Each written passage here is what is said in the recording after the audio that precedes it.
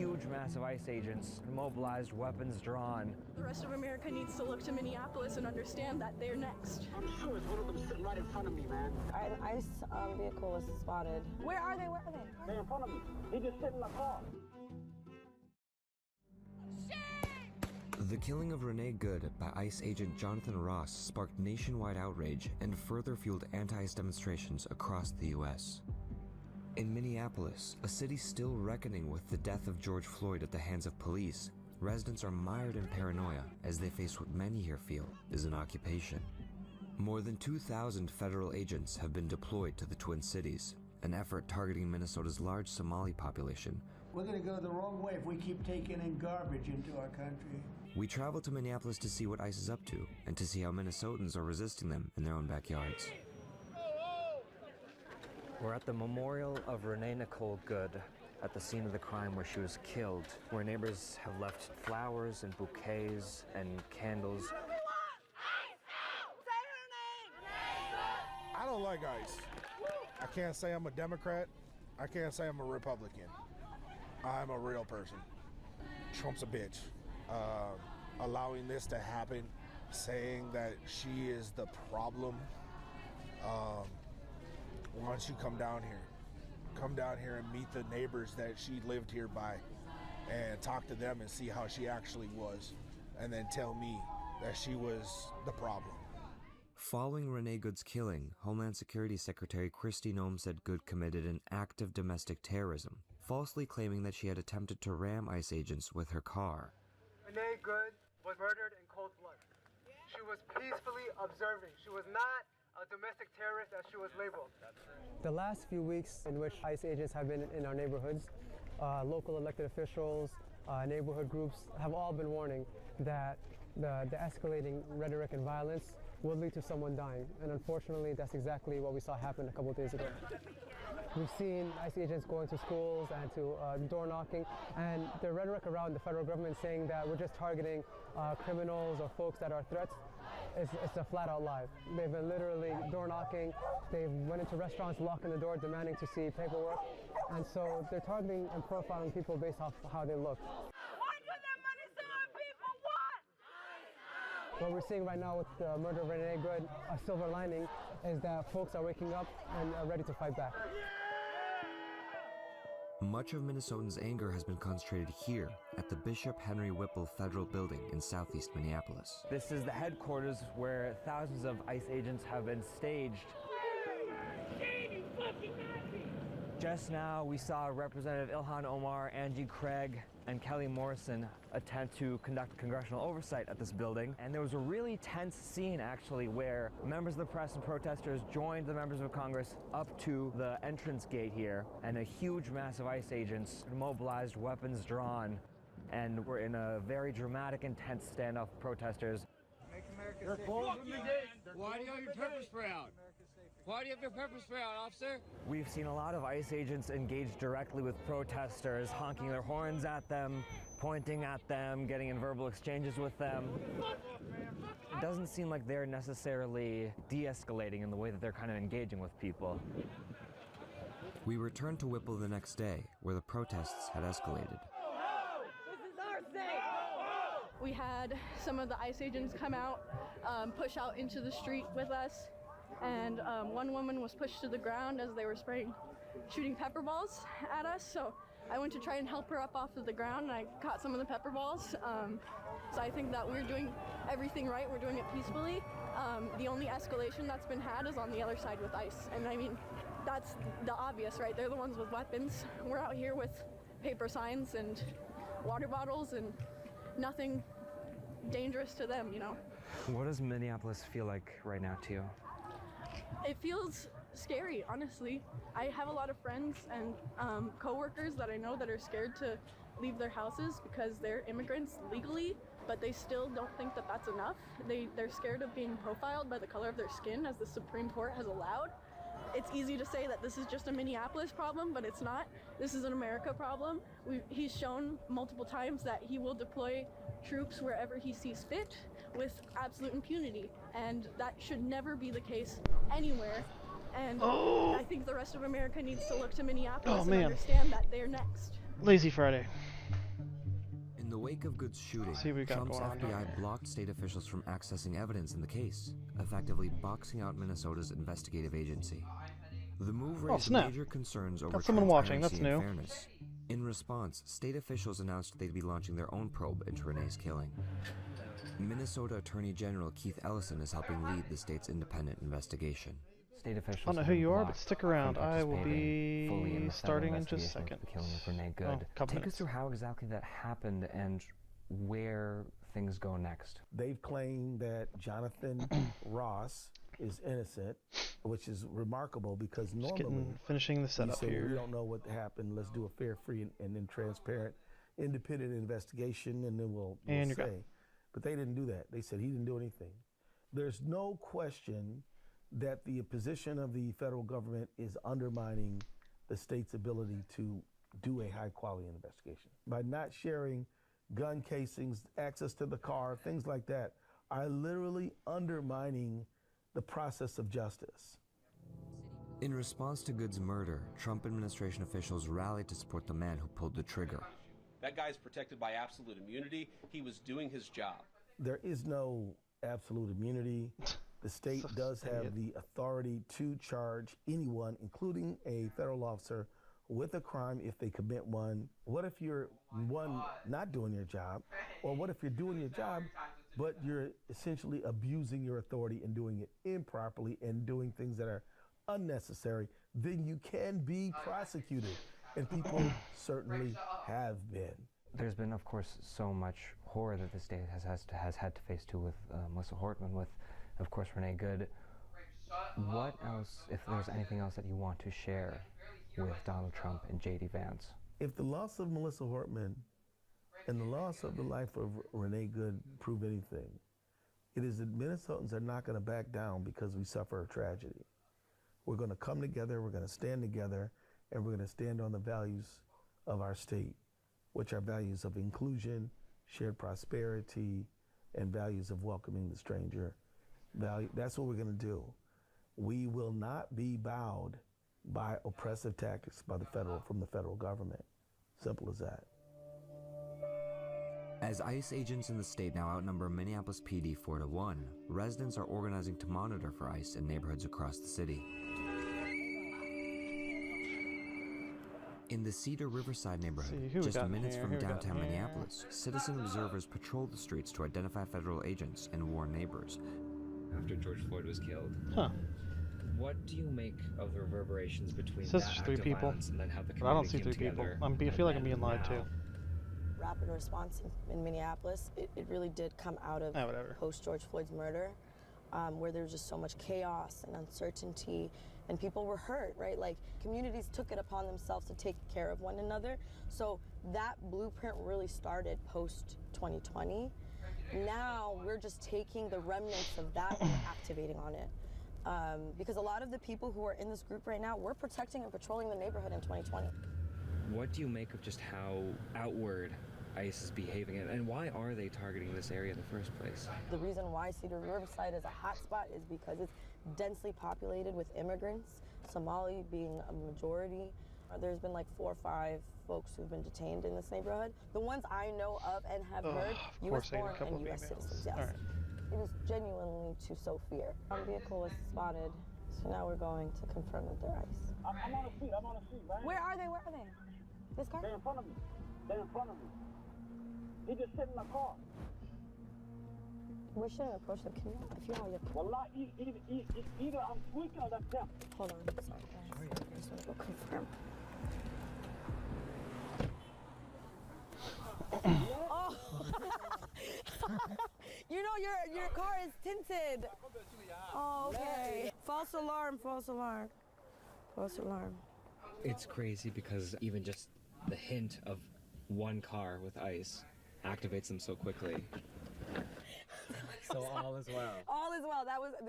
It was a guy saying, "I'm not ICE. I'm not ICE." How do you regulate your emotions? Because the second there was a whisper of an ICE vehicle, everything I feel like just in the air in this car shifted for a second. There's times where I'm scared, but I'll still approach a vehicle. Like, I laughed, but my heart was racing. Like, I'm scared, but I'm still, obviously, you see, like, doesn't stop me or any of us.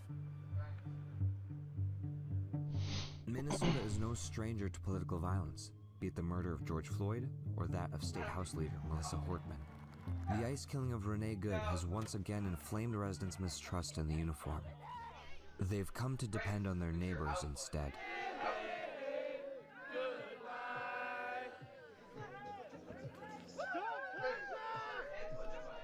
Did you like this video?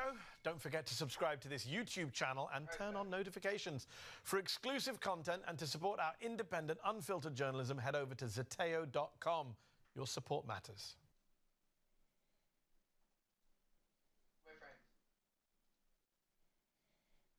Alrighty, let's get this party started, shall we?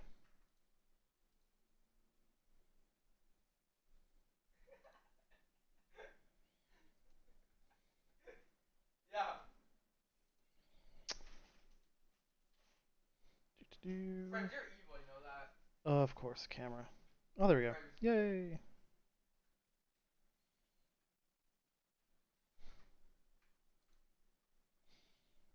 Alright. What do we got in the chamber? Welcome to the show. Hope everybody out there is having an awesome day.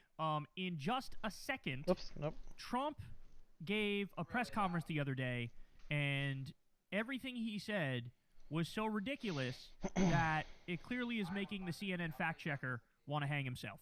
So I'll give you some of his breakdown. We'll talk about that. We also have Jennifer Welch of the I've Had It podcast decided to surgically dismantle Elon Musk's entire existence, and it's a glorious thing to see. Apparently Elon was going after Jennifer quite a bit, so Jennifer fired back, and she of course did not disappoint. She never does.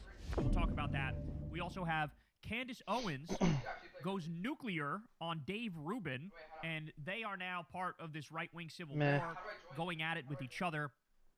And then later on, a doctor says that he thinks Trump is going to die this year. This year, y'all. So we'll talk about that as well. That's an interesting segment. It's an interesting interview. So you guys know the drill, man. Everybody please do me a big favor and subscribe to the channel. You can also click that bell icon. That makes it so that you get the videos delivered directly to you. You know what I'm saying? It's not just... the reason why that's important for shows like ours is because the algorithm is sort of rigged against political channels. Our stuff doesn't get pushed out as much as other, like, non-controversial channels. So the way around that is to click that bell icon, and you'll get a notification every time we drop a video. It'll come directly to you. So definitely do that. You can also support the show on Patreon. That link's below. And, of course, Crystal Kyle and Friends on Substack, you can sign up for. That link is below as well. And go subscribe to Corrin's World so you can see our live podcast every Monday night and come hang out with us. All right, guys, let's go ahead and dive in ski. So, sometimes I feel bad for this guy, Daniel Dale. So he is the CNN fact checker. And in this hell world that we live in, fact-checking seems so quaint, seems like a thing from yesteryear, seems like, you know, almost, it's kind of adorable. Oh, there we go. In how innocent it is. Like, oh, really? You think you could just, like, fact-check the right? And then they go, oh, our bad. Oh, no, okay, we'll get on that. We'll fix that right away. We didn't realize that we were wrong when we said, please. The whole political movement is built on lies. Like, it's sort of a necessity to be on the right. Like, you have to lie.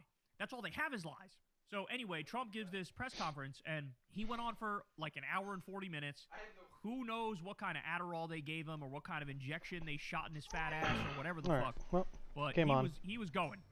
And so now, by the way, when someone chats, they chat. That long, he still sounded like he was dying because apparently at this age, there's only so much you can do.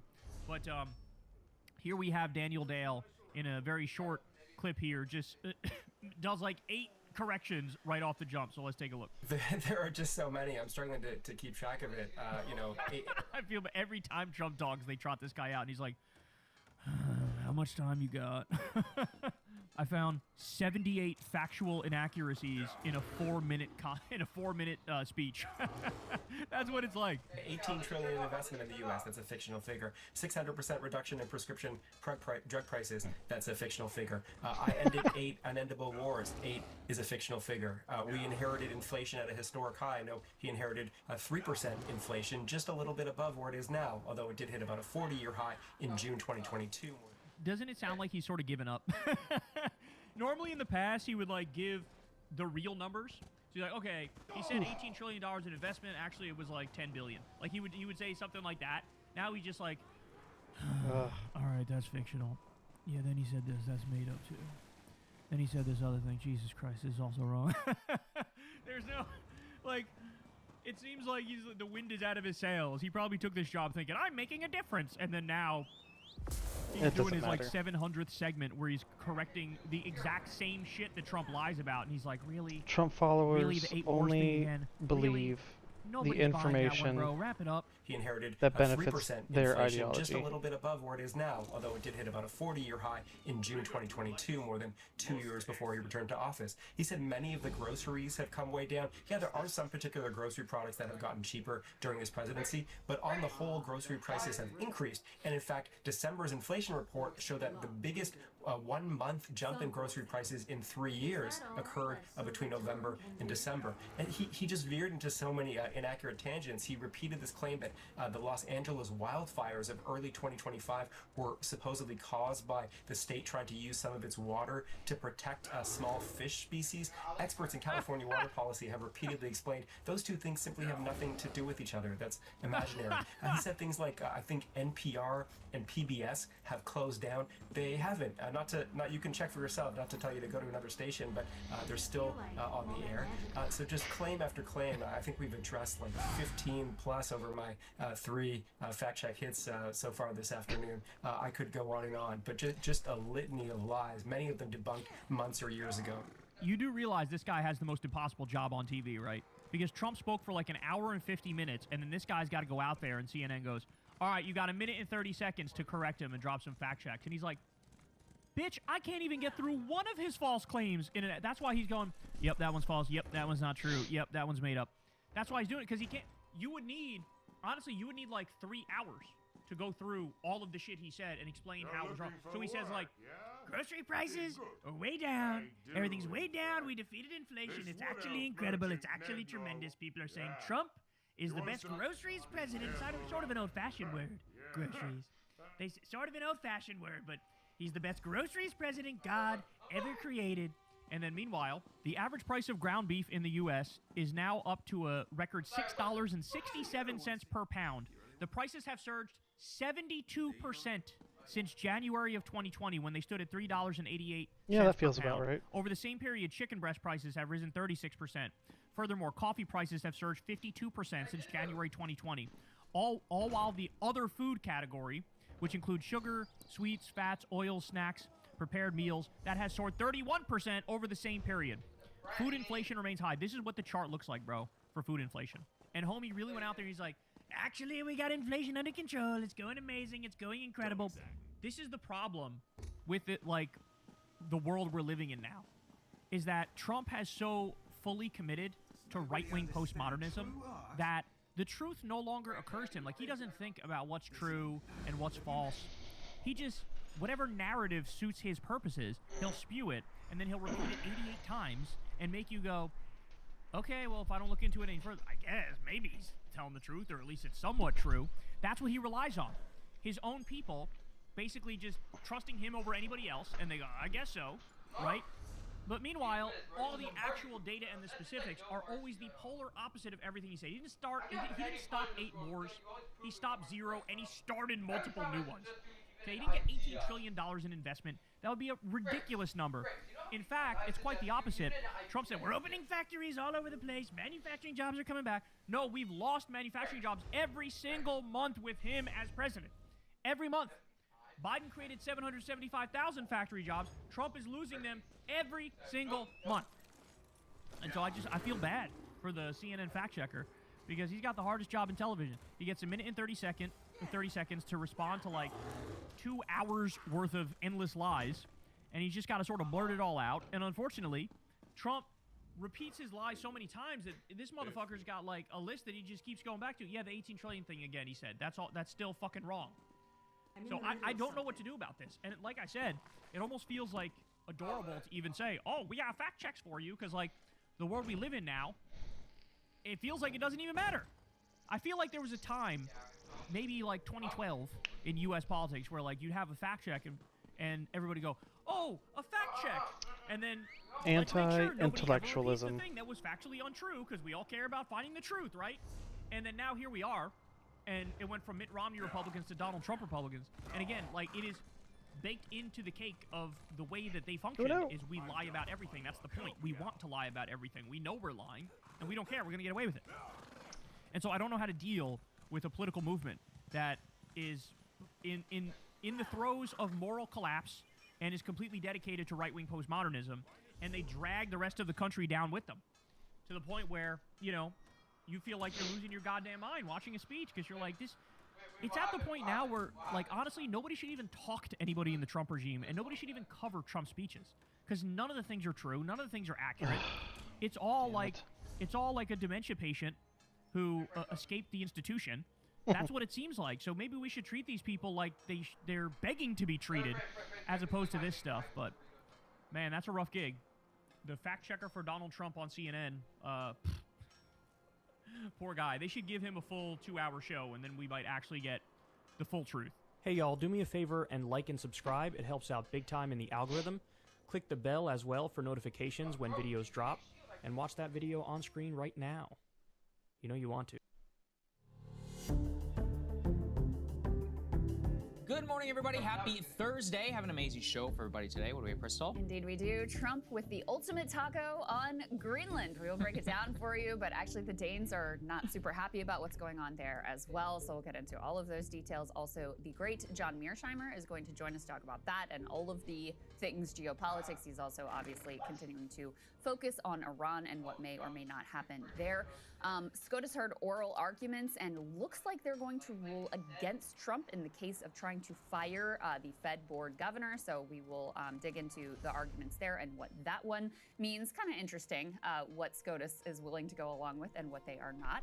The Trump administration also confirming that some of the Doge people misused Social Security data. This comes at a time when wow, what Trump a is surprise! talking more about the quote-unquote No rigged freaking election. way. We also have the author of a new book on sports gambling. You guys definitely want to check out this segment. I'm super excited to talk to him. I know Sagar's super excited to talk to him, but a lot there in terms of the way that those markets are completely rigged, the way they're changing, not just sports, but culture and society as well. And finally, you guys probably saw this story. We covered it on this show. ICE tear gassed a 6-month-old baby who was in the car with their family. They're on their way home from basketball practice. The parents of that baby are going to join us live to talk about what happened to them, how their family is doing, and how they are coping with all of this. So I'm really looking forward to that as well. Yeah, I'm excited to talk to him. All right, thank you to everybody who has been subscribing to the show, BreakingPoints.com. You can become a premium member today. For those of you who are watching this on YouTube, unfortunately, many of you seem to watch but don't subscribe to our channel. So hit the subscribe button, if you will. And if you're listening to this on a podcast, send an episode to a friend, rate us 5 stars. It helps other people find the show. So let's go ahead and start with what many are calling the taco of all tacos. If you're not familiar with the term taco, was a term coined by Wall Street. Trump always chickens out. For some reason, Schumer then adopted it as if we don't want Trump to chicken out. Yeah.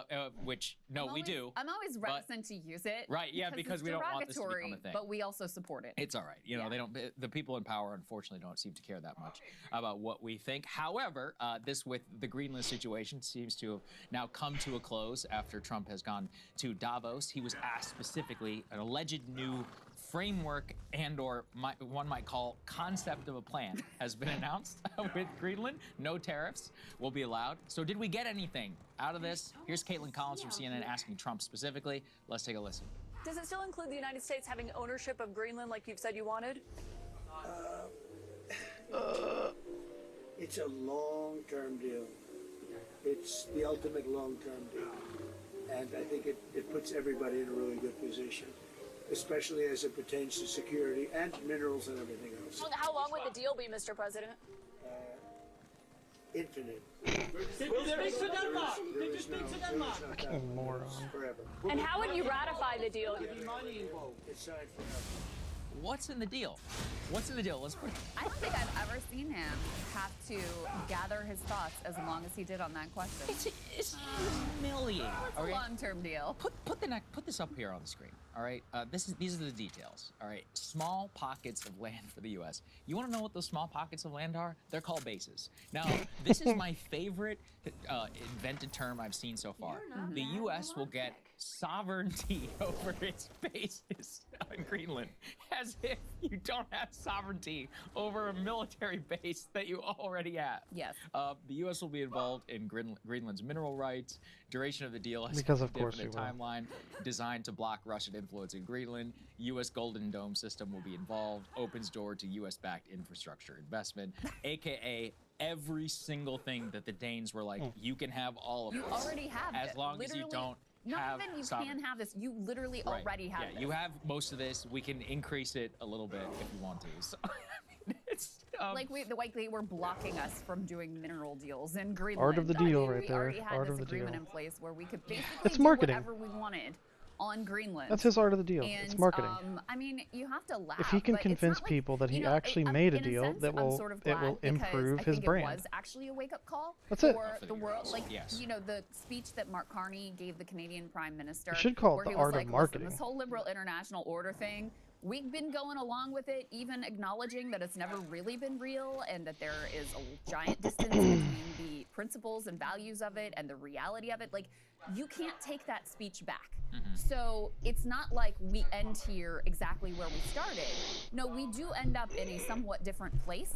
And to be honest with you, I think it's probably positive that the Europeans, Canada, the rest of the world are looking at this guy maybe with clearer eyes saying, okay, this person is insane. This country is insane. We can't deal with them. We have to move on from relying on them for our defense, from leaning on them for anything. We need to move into a, sorry for the turn of phrase, but a new world order. I mean, that is what we are actually living in now.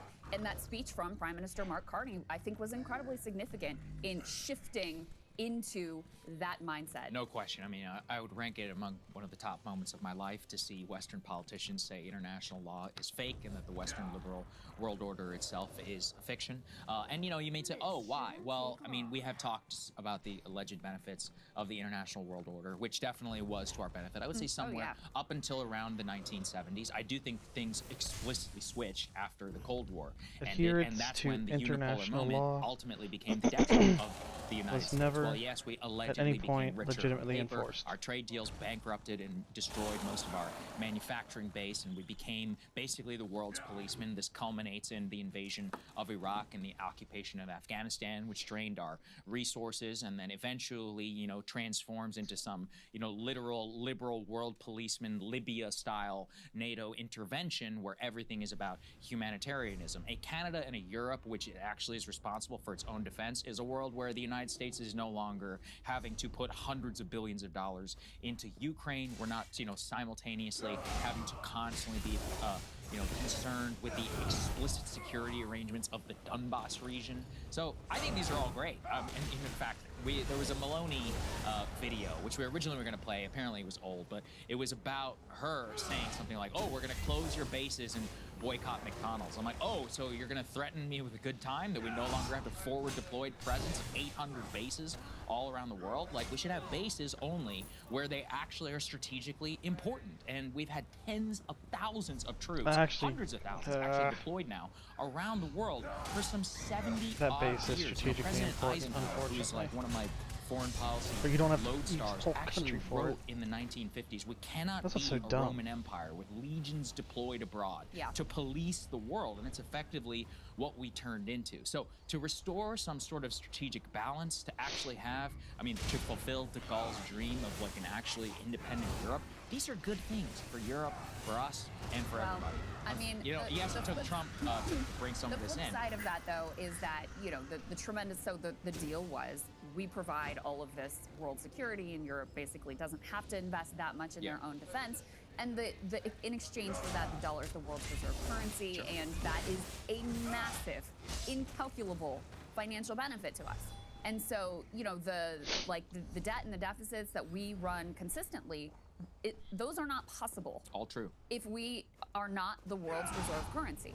And so if that contract is broken, which is what this basically signifies, and not that this all happens immediately, not that NATO is totally over and all of that, but that is the world that everyone is acknowledging that we're moving towards now, then that is going to that is going to have a massive economic impact on the U.S. No There is question. going to be a reckoning.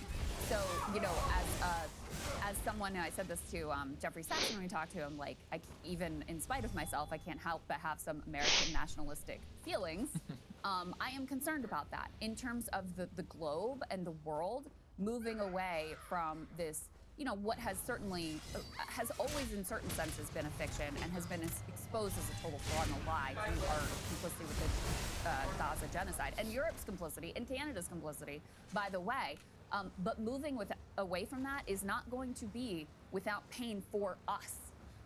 But I do think that is, you know, I'm excited to talk to Mearsheimer about this and he sees it the same way. But, you know, that is increasingly the world we're moving towards. Not just the speech from Mark Carney, the deal that he struck with China, incredibly significant.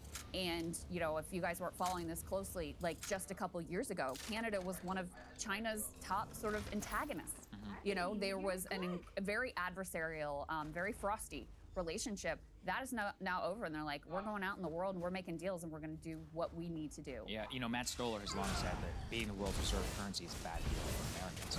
I mean, look, it's of two things, because like you said, we can do infinite deficit finance, but it also means that our Federal Reserve works on behalf of the global banking system and not on behalf of Americans. You could compare it, let's say, to the British Empire in 1940, or the famous, you know, 1945 election. Immediately, like, while Potsdam is happening, you have two different visions from the Churchillian vision of like the empire will stand, and Attlee and others are like, no, we just fought this horrific world war. Like, we are no longer going to be policing, you know, India and Nigeria, whatever, all of our different colonies. Like, we want healthcare. Like, we want a national health service. We all need to decide like on a core strategic interest and like we ourselves are going to be. So, you know, you're talking about the deal. The other side of that deal is one reason that we have an extremely weak social welfare state is because we have 900 bases all across the world. The Europeans, their only reasons they all get universal health care is because we pay for all of their defense. Like, it's a fraudulent system in almost every single regard. There are pluses and minuses. There will definitely be a period of transition, like there was for the UK as well. To continue down this road, A3, shall we put that up on the screen? NATO has, quote, no mandate whatsoever to negotiate on behalf of Greenland. This is from the Greenlandic MP who says, said on Facebook, quote, the idea that NATO should have any say at all over our country and our mineral resources is completely absurd. That is another element which I just think, you know, was driving me crazy about this whole thing.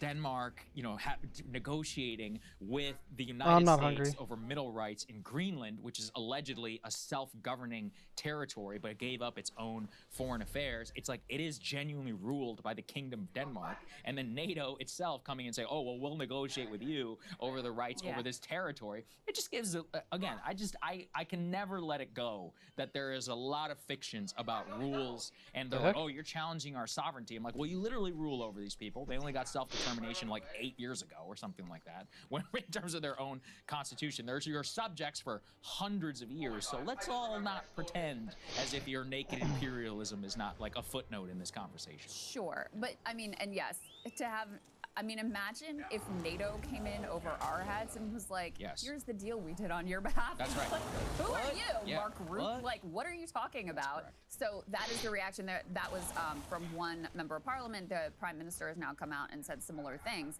I mean, again, I don't even know what this deal really is, because it appears to me to be things that already existed. So maybe they won't, you know, object too strenuously, since it's basically some like face-saving deal for Trump, so that all of his sycophants can go out and be like, oh, look, art of the deal, isn't he brilliant, blah, blah, blah. So anyway, I mean, with regard to what the people of Greenland actually want, judging by the polling and what I've seen there was definitely a movement within the country. And this is very, I mean, we're talking, what, 56,000 people in Greenland? This is a very small population. But in any case, there was a movement of interest in true independence from Denmark. However, with this threat from the U.S., that seems like it's really been put on hold. And it's like, listen, we would much rather stay with Denmark than go with the U.S. And there was a clip that went viral where one of their politicians was saying, look, we don't aspire to American culture. There's all kinds of TikToks of them making fun of, like, you know, doing the fentanyl lean. They're like, we don't want bums addicted to fentanyl in our streets. Well, I've never felt more affinity for the Greenlandic people. I'm like, I'm with you, all right? Sagar's moving to Green. Be free. But stay away from us. But in addition, she was like, look, We get free healthcare. We get free, not just like, you know, through high school public education, we get free college. In fact, if we want to go and study in college, we get a stipend to support like our living needs. So they're like, we've got a pretty good deal here, definitely better than what's on offer from the United States. And culturally, they were not really feeling it either. So in any case, you know, to the extent that the wants and concerns of Greenlanders, is that what they're called? Greenlanders? I don't know. Sounds cool. The people of Greenland, to the extent that that matters at all, that seems to be where they are. I do by and want to go large. visit. So United now has a direct flight from I think it's from JFK to Nuuk, and I think after all of this talk, I gotta go. I gotta go and see it all. Oh, in the myself. summer. No, you gotta get the full experience. I want to go see some of the Greeley expedition ruins. I think that they're still there, actually, some of the huts. This was an American expedition to Greenland back during the 1800s. Great book about it I read called A Kingdom of Ice. All right, let's continue here with Speaking Donald of Trump. Kingdoms of Ice. Kingdoms of Ice. Kingdoms of Ice.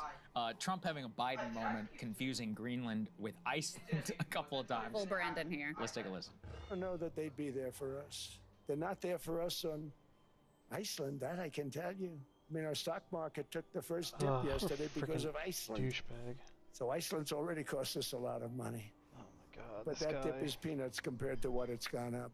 A stock market, is it 2009 again? Remember when Iceland went broke back during the Great Recession? That was immediately, maybe I'm thinking too deeply about it, but let's put this up here. So the press secretary's defense of this is his written remarks referred to Greenland as a piece of ice because that's what it is. You are the only one mixing up anything here. So saying that Caroline Levitt here, because playing the role of Karine Jean-Pierre. A News Nation reporter was like, I think Trump just confused Greenland with Iceland. And she was like, no, Greenland is a piece of ice because that's what it is. You're the only one making anything an up. ice space land is what she's trying to say here. He didn't say Iceland, he said ice space land. Embarrassing. Yeah, so it's a piece of, so Alaska is ice land. Okay, all right. I think everybody gets it. So yeah, that's what we're dealing with.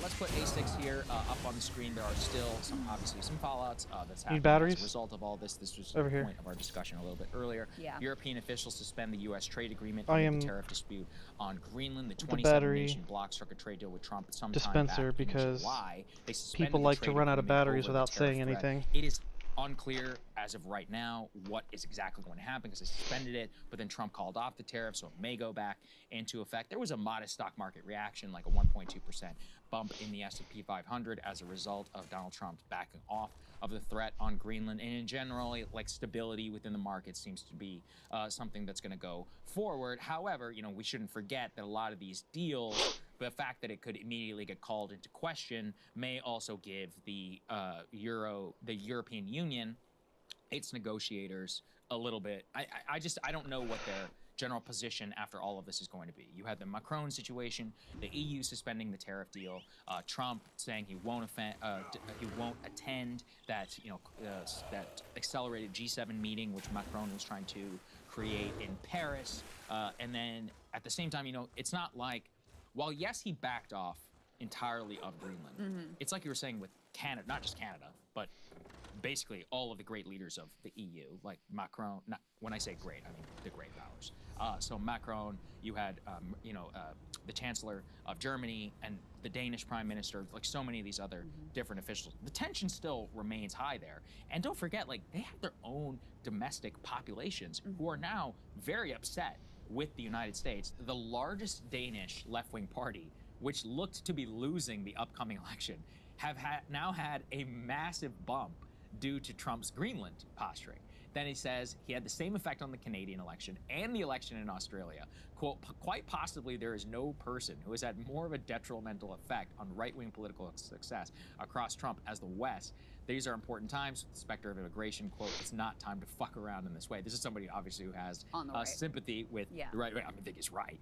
And you could see this down in South America too. Trump going after Petro has made Petro enormously popular. Yeah. You have seen the same thing with Lula, saved his political fortunes. You can definitely point to some limited success. He had in the in the Argentina but Honduras election, right? So he had two different Chile as well. So he's had a couple where it seemed to have worked out on his behalf, but it's a relatively mixed track record if you look across the spectrum. And like really what it shows you is that other countries I mean, this is part of what happened with Liberation Day and with Canada. The reason why we ultimately folded with a lot of our threats towards Canada is because the Canadian people were like, look, suffer, we will, right? If somebody's coming after us, external threat actor, if we all have to get, you know, a little bit poorer over, you know, a couple-year time period, we'll deal with it if we want to. You've seen the same situation across Europe. Japan had a very similar thing. They were not happy about that trade deal at all. And there's all kinds of stuff. If you watch Japanese politics and you can, you know, hit the translate button, there were all kinds of discussions that were happening there. They're like, oh, well, you know, bases here in Japan, maybe those got to go. Just like what Maloney was talking about. They're still not happy with the way that that entire thing went down. South Korea, similar problems. So, you know, you can see this all across the world. It's very clear with Trump what pulls him back from the brink. Stocks. It's the market. Yeah, I mean, and the market at this point sort of prices in a taco. It's our fourth branch of government. So it takes a lot before the markets actually are like, oh, maybe he's serious. This might be a real problem. And once that happens, then he walks it back. But so we've sort of have like, I don't know, like increasing resistance to the Trump insanity with the markets, where it's like he has to do crazier and crazier things before it gets so far that there's a reaction. And so, you know, you finally had that where, you know, he's threatening a new trade war, and there's leaving on the table potential military invasion. You've got, we could put A9 up on the screen. Freaking Canada's doing war games for how they're gonna like wage guerrilla warfare against us. If we try to invade them, I mean, just can you read the subhead? Yes, it says military chiefs have modeled the response to an attack and the Mujahideen-style insurgency tactics they would need to use against American invaders. I mean, intelligent, because they don't actually have the military might to defeat us, but like, we get messed up by the Taliban, we got messed up by the Houthis, you know, go back to Vietnam, like guerrilla warfare tactics, very effective against a, you know, a big conventional military power such as us. So in any case, like we got to that point where Canada is like, I guess we better do some war games here with our neighbors, the United States of America, our largest trading partner, and up till now, like, you know, no real friction between us and great allies before the markets were like, okay, something's going on here. And there was a drop and gold spikes and the dollar drops and the treasury bond yields go up and all of that sort of stuff. And the minute that happens, he's like, yeah, I got a deal. I'm done. We're not invading Greenland. Goodbye, everybody. Trade war's off. So I mean, it's just a very, very clear, consistent pattern here with how he operates. It's the one thing that he seems to actually care about. And I think the bonds, in the bond market in particular. No, I totally agree with you. That's what happened with Japan in Liberation Day. They're one of the reasons that the Treasury yields happen. I mean, you know, and then the Treasury Secretary will talk a big game. Like yesterday, he was like, well, Denmark is irrelevant whenever it comes to U.S. debt or U.S. Treasuries, but the EU as a bloc is not, right? Obviously, that's kind of the entire purpose of the European Union, ceding all their national sovereignty or economic policy to a literal central bank is specifically to try and to create a situation like this where they're able to exert and punch much more above their weight. There's no way really to know, you know, how this entire thing is going to go. But I do think that the general schizophrenia, you can take it two ways, like you were saying with taco, is that you can usually count some sort of taco to happen. However, each taco usually gets somebody to the brink of a potentially bad situation. Yeah, that's right. And eventually, something is going to happen. Like, I don't even think people, what is it? What's the term? Panicking? They're like, oh, you're panicking. If you say, it's like, look, I mean, it can't always work out. It just doesn't. Like, read a book. In general, usually, you know, you'll gamble, you'll push, and you'll come from a bank. Eventually, you'll meet somebody who won't, or they'll miscalculate, and something will happen. And let's not forget that there was an entire taco on Iran. I'm fine with that. Let's taco. I mean, let's do the taco if we need to. However, that situation, it got very, very close. And it is not by any means, you know, on the back burner.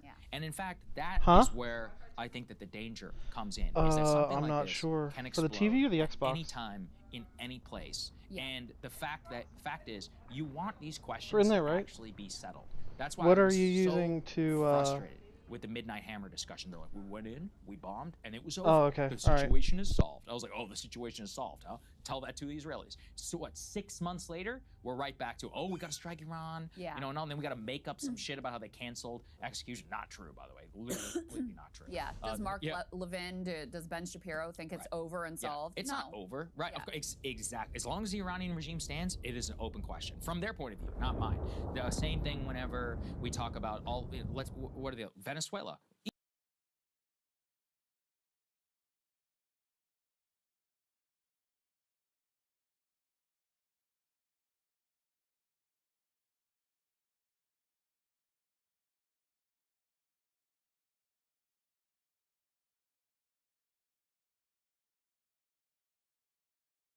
Even right now, nobody knows. Delcy Rodriguez allegedly coming here. I'm sure that's going to play over super well down in Venezuela, right? Yeah, I'm sure the Venezuelan population is going to love that. You're going to have Cuba, which we're going to talk about with Mearsheimer, like, we're just going to collapse the Cuban regime within a year. It'll be fine. Should work out. You cannot, again, look at the long history of all of this. And no American president, none, has the capacity to simultaneously run all of these things without at least something going awry. And yes, look, they can claim immediate victory. It doesn't matter. This is, history and all of that. When we think, we look back and we'll just gloss over 9 or 10 months. We're all living through it right now.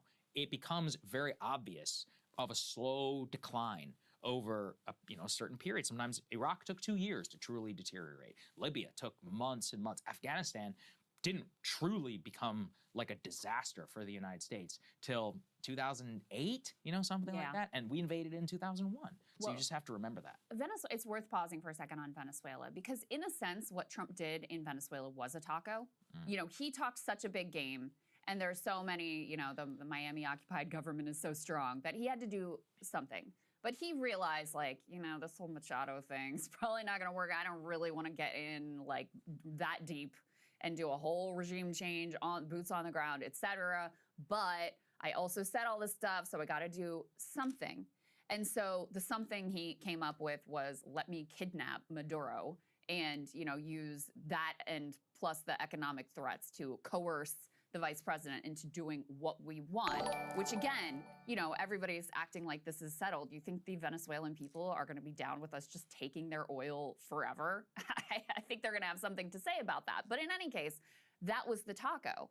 And so because he did all these threats and talked all this big game, we now end up in this situation where we are running Venezuela to the benefit, apparently, of a handful of Trump's cronies, and with many unresolved questions about how any of this is going to go in the long term. So these things are not costless, right? They create pressures on Trump. They back him into corners.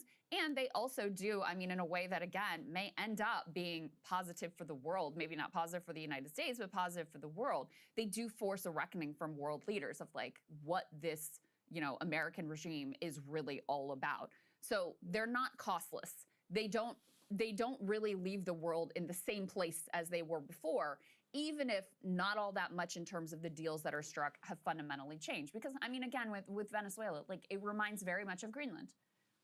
Maduro was willing to do whatever deal we wanted with him.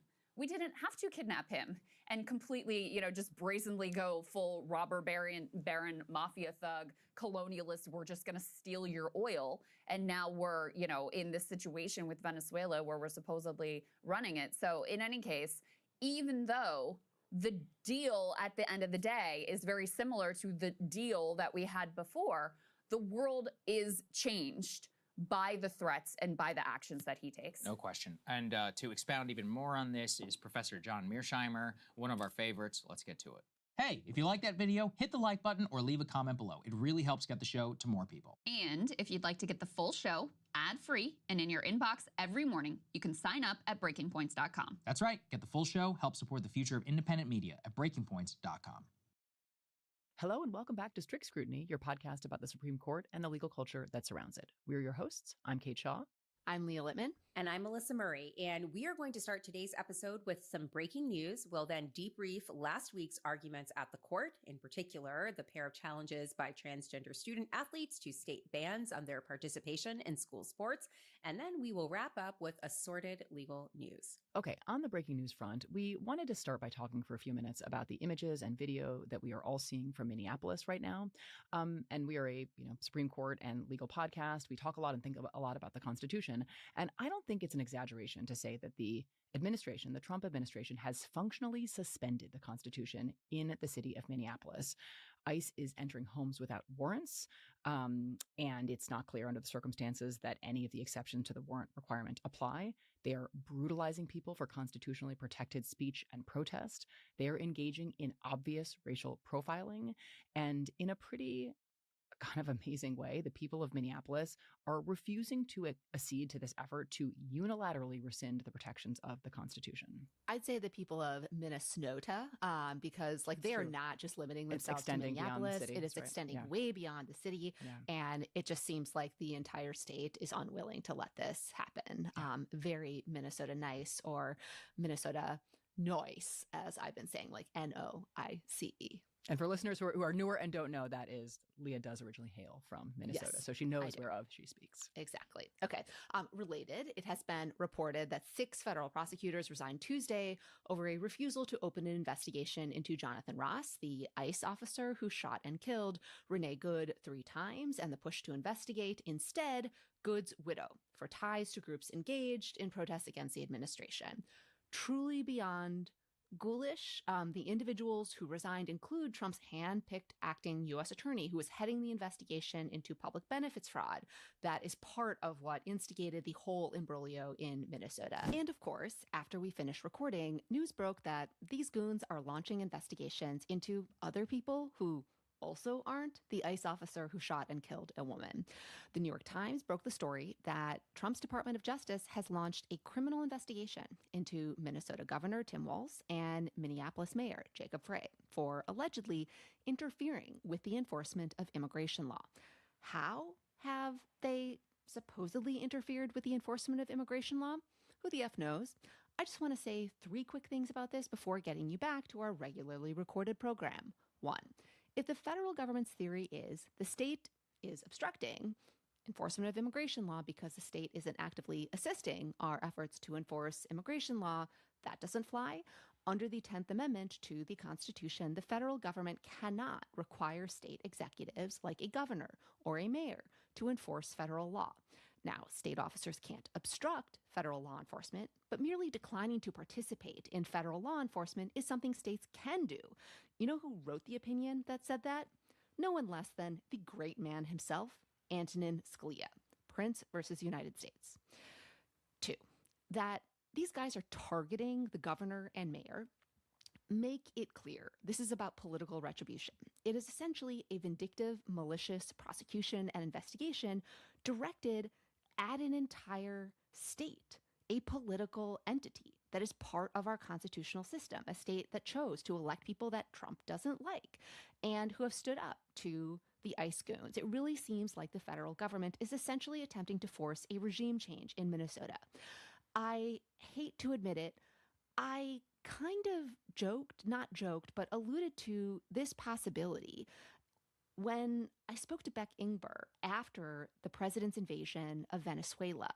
That is, whether they might try to engage in regime change elsewhere, including domestically. Let's play that tape. He shifted to talking about DC, Memphis, Chicago, New Orleans, leaving me wondering, given how quickly the goalposts are moving here, right? Hours ago, Mike Lee was saying we're in and out. Now, no, we're going to be running Venezuela. Are they also thinking about regime change in DC, Memphis, Chicago, New Orleans? Did not mean to manifest that. 3, the idea that you are criminalizing your political opposition is, of course, a hallmark of authoritarian, autocratic regimes.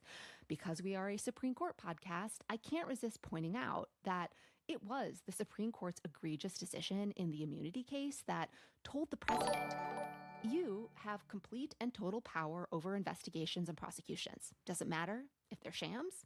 Doesn't matter if they're for improper purposes. You can do them anyways. Go at it, guy. And speaking of things the Supreme Court is at fault for, back to our regularly recorded episode. It is also because of the Supreme Court that federal officers think they are essentially beyond accountability in their tactics. The court has made it incredibly difficult to sue federal officials, even when they violate constitutional rights. I actually talked with Alex Wagner about this on Sunday's Pod Save America, and the court bears a huge amount of responsibility for how this is playing out. And as all of this is playing out, the President of the United States decided to truth through it, his own version of the truth. He posted on Truth Social a threat to invoke the Insurrection Act, a possibility that we previously noted in our discussion of the National Guard case. It hasn't happened yet, but it's so rare that presidents invoke the Insurrection Act that there's so little case law on it, and there's not much to say about the legal guardrails here. As Marty Lederman noted in our last episode, existing DOJ memos say that the application of the Insurrection Act is appropriate if the federal courts can't function. That is not the case in Minnesota. Alternatively, it is appropriate in situations where, quote, those engaging in violence are either acting with the approval of state authorities or have, like the Klan in the 1870s, taken over effective control of the area involved. Again, not clear that that's what's going on here either. I mean, it's definitely not what's going on here, that it's right? not. Like the predicates are not true. That was right? all like understatement. Jeez. Minnesota We're just shouting is it not for those in the actively back who might not. participating in any It's just an violence, which is, by the way, understatement. is non-existent. And also, the Okay. state and local authorities have this under control. Sorry, I'm very triggered by this. I mean, Appropriately. Like, okay, this is a hot dish moment for sure. And if you're from Minnesota, you know what I mean. If you want some more insight into this area of law, even though there is very little law here, Steve Vladeck, friend of the pod, Commander Steve Vladeck, did a great breakdown on Substack with Allison Gill, Mueller, she wrote, and we will post a link in the show notes. And of course, we will cover all of this if and when it comes to pass. The second piece of news we wanted to flag for you involves developments around, wait for it, the Federal Reserve. As we previewed last week, in the second week of the January sitting, that is this week, the court is going to hear oral arguments in Trump versus Cook. That's the case about whether the president has the power to fire Federal Reserve Governor Lisa Cook. And more broadly, it is a case about the future of Fed independence. Well, independent schmendence. Last Sunday, the New York Times broke the news that the Department of Justice had decided to serve several grand jury subpoenas on the Fed, and that the D.C. U.S. Attorney's Office has opened an investigation into Fed Chair Jerome Powell based on Powell's Senate testimony regarding renovations to the Fed building.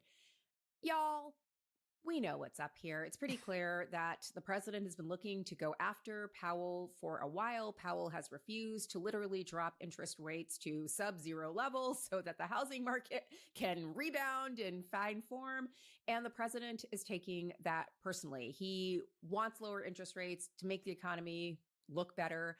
And he wants to get back at Jerome Powell, I will say, for making him look like an absolute schmuck in a hard hat photo after the tour of the renovations took place. Like, sir, it's not his fault. You put the hat on. You did that. You did that.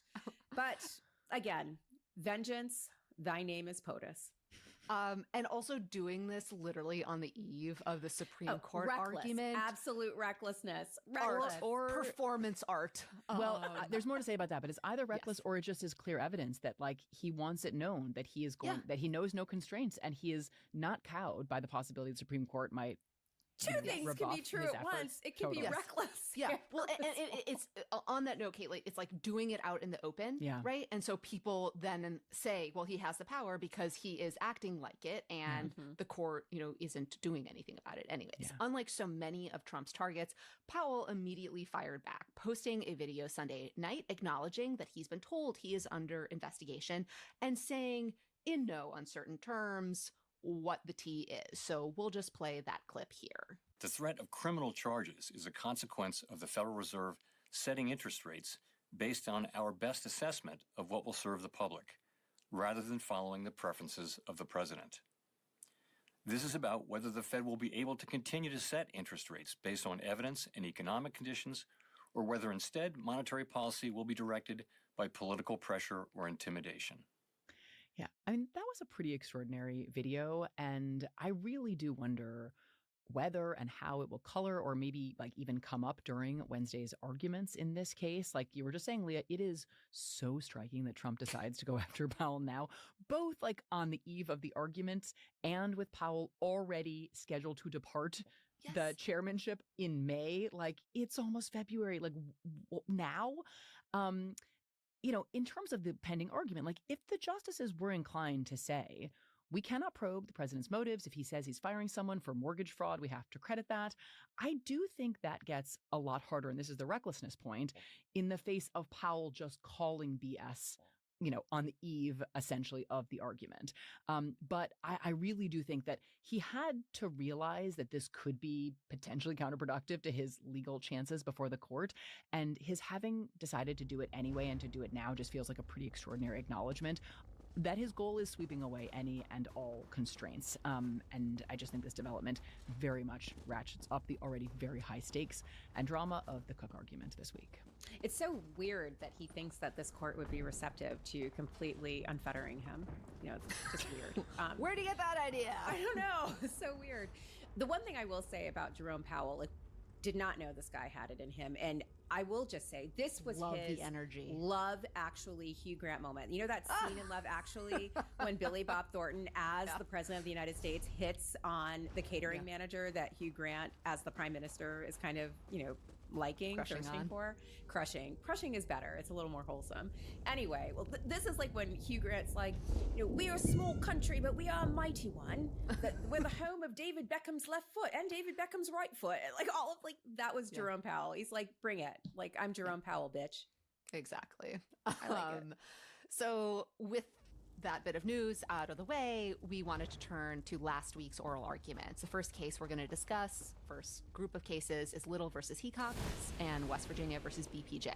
This is a pair of cases about whether state laws barring trans girls and women from their school sports teams violate the Constitution or the federal Title IX statute, which prohibits discrimination in institutions of education and educational programs. Opening observations wanting to offer? So it's going to get grim. So I'm going to start with actually kind of a highlight, which is that I thought Kathleen Hartnett for Lindsay Hecox and Josh Block for BPJ were both excellent, like truly excellent. And they made a strategic choice to make clear that the asks that they were making were pretty modest, right? Neither. They were very explicit that they were not challenging the existence of sex-segregated sports teams writ large. They're not even, and we'll get to some clips that sort of, I think, explain this, but they're not even really suggesting that schools must respect identity and self-determination of students. They're just largely saying that for people like their clients who have transitioned, the arguments that states are offering about athletic advantage and unfairness are simply not powerful enough to justify a law that would prohibit these students from playing sports. Okay, so that's like, you know, starting like on a high note. I also thought on the opposite kind of type, making the opposite point, Hash Mupan, who represented the federal government in both of the cases, I thought made some of the most offensive statements I've ever heard from the SCOTUS lectern, and we will get into those. I agree with both of those observations. Remarkable achievements on both sides. You know, Kathleen Hartnett and Josh Block maintaining poise and having answers to all questions in the face of a hostile bench, and I think potentially making some headway in warding off some possible ways this opinion might go. And then on the other side, Hash Mupan managing to be, I think, the most transphobic person in a courtroom where Sam Alito had the floor for almost 4 full hours. We have to salute it. It's really an accomplishment I did not think could be done. Yeah.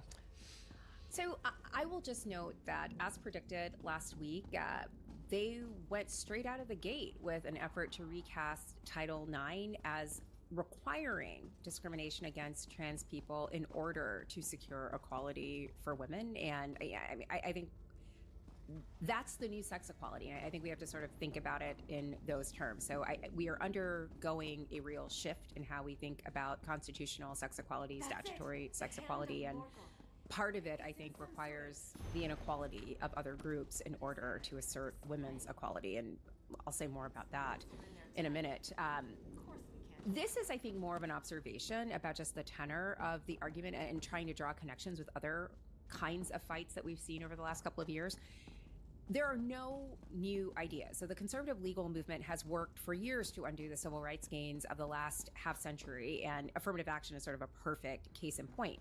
For years, they pressed and pressed this idea that affirmative action was really about reverse discrimination against white people. And the court resisted that, not mightily, not strenuously, but enough that it permitted the limited use of race in college admissions for about 50 years or so. But then the conservative legal movement got a better idea. Don't focus on the harms to white people. Find some third group, another minority group, and transform the fight into one that actually fractures the social justice coalition of minorities by creating a wedge. So in this case, affirmative action, Asian Americans become the third group, and they are pitted against Black and brown people in the fight over race-conscious admissions that had originally been about white people getting discriminated against. So it becomes like a third way. The same kind of thing is happening here. They haven't been able to roll back the gains that the women's rights movement have made, and that's not surprising, since the whole idea that men are being discriminated against when they literally control almost everything doesn't seem to really be a good argument. Does Josh Hawley know not this? A persuasive one. I mean, give it time, I guess. But instead, what they're doing is finding a third group to fracture the feminist coalition, and the group is trans people.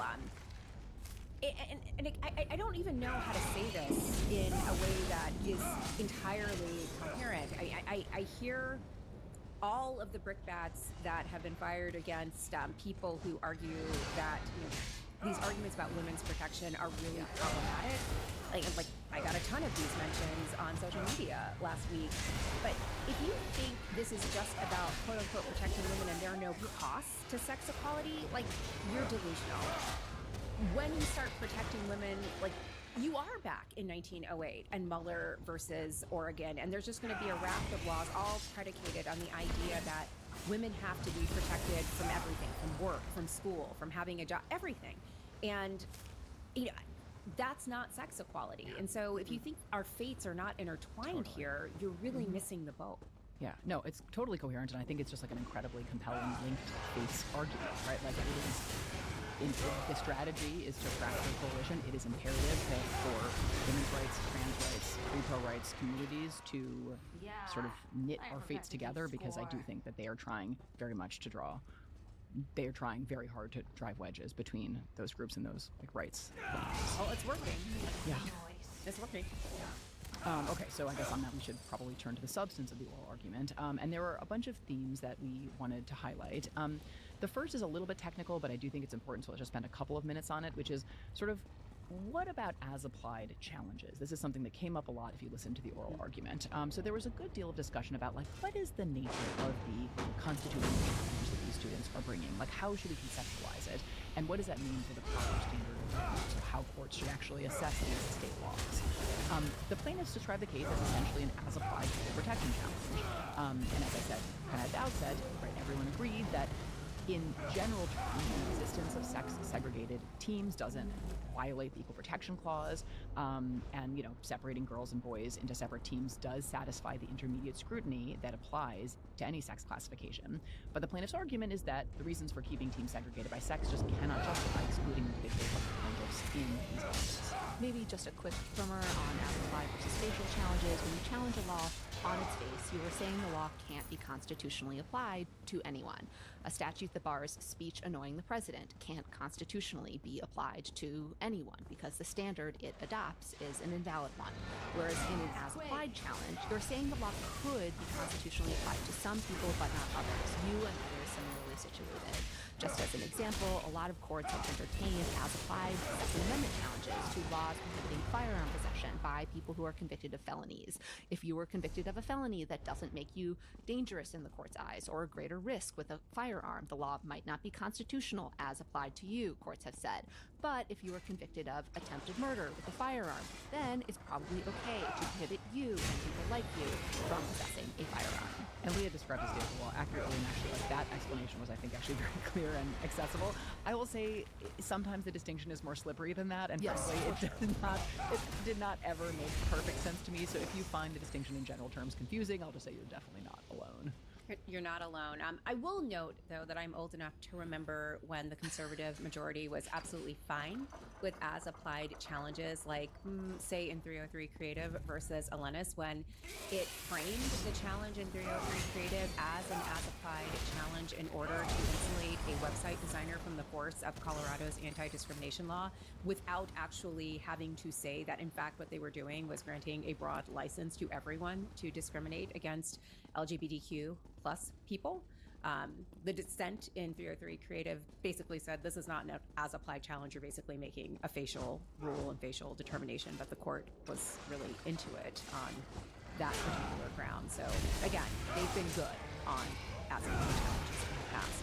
In any event, the state and the federal government in this case seemed to be making an argument that the plaintiffs could not bring a claim of this sort under the Equal Protection Clause, and there was a bunch of debate about how to understand some of the court's equal protection cases. And even Justice Kagan at one point mused about this, describing the, quote, surprisingly unanswered, in my mind, equal protection question about what an as-applied equal protection challenge is and whether they exist. Although she also said it would be very wrong to craft some sort of bar as to as-applied challenges in the context of equal protection, but she definitely floated the idea that it was a little sort of tenuous that it could exist.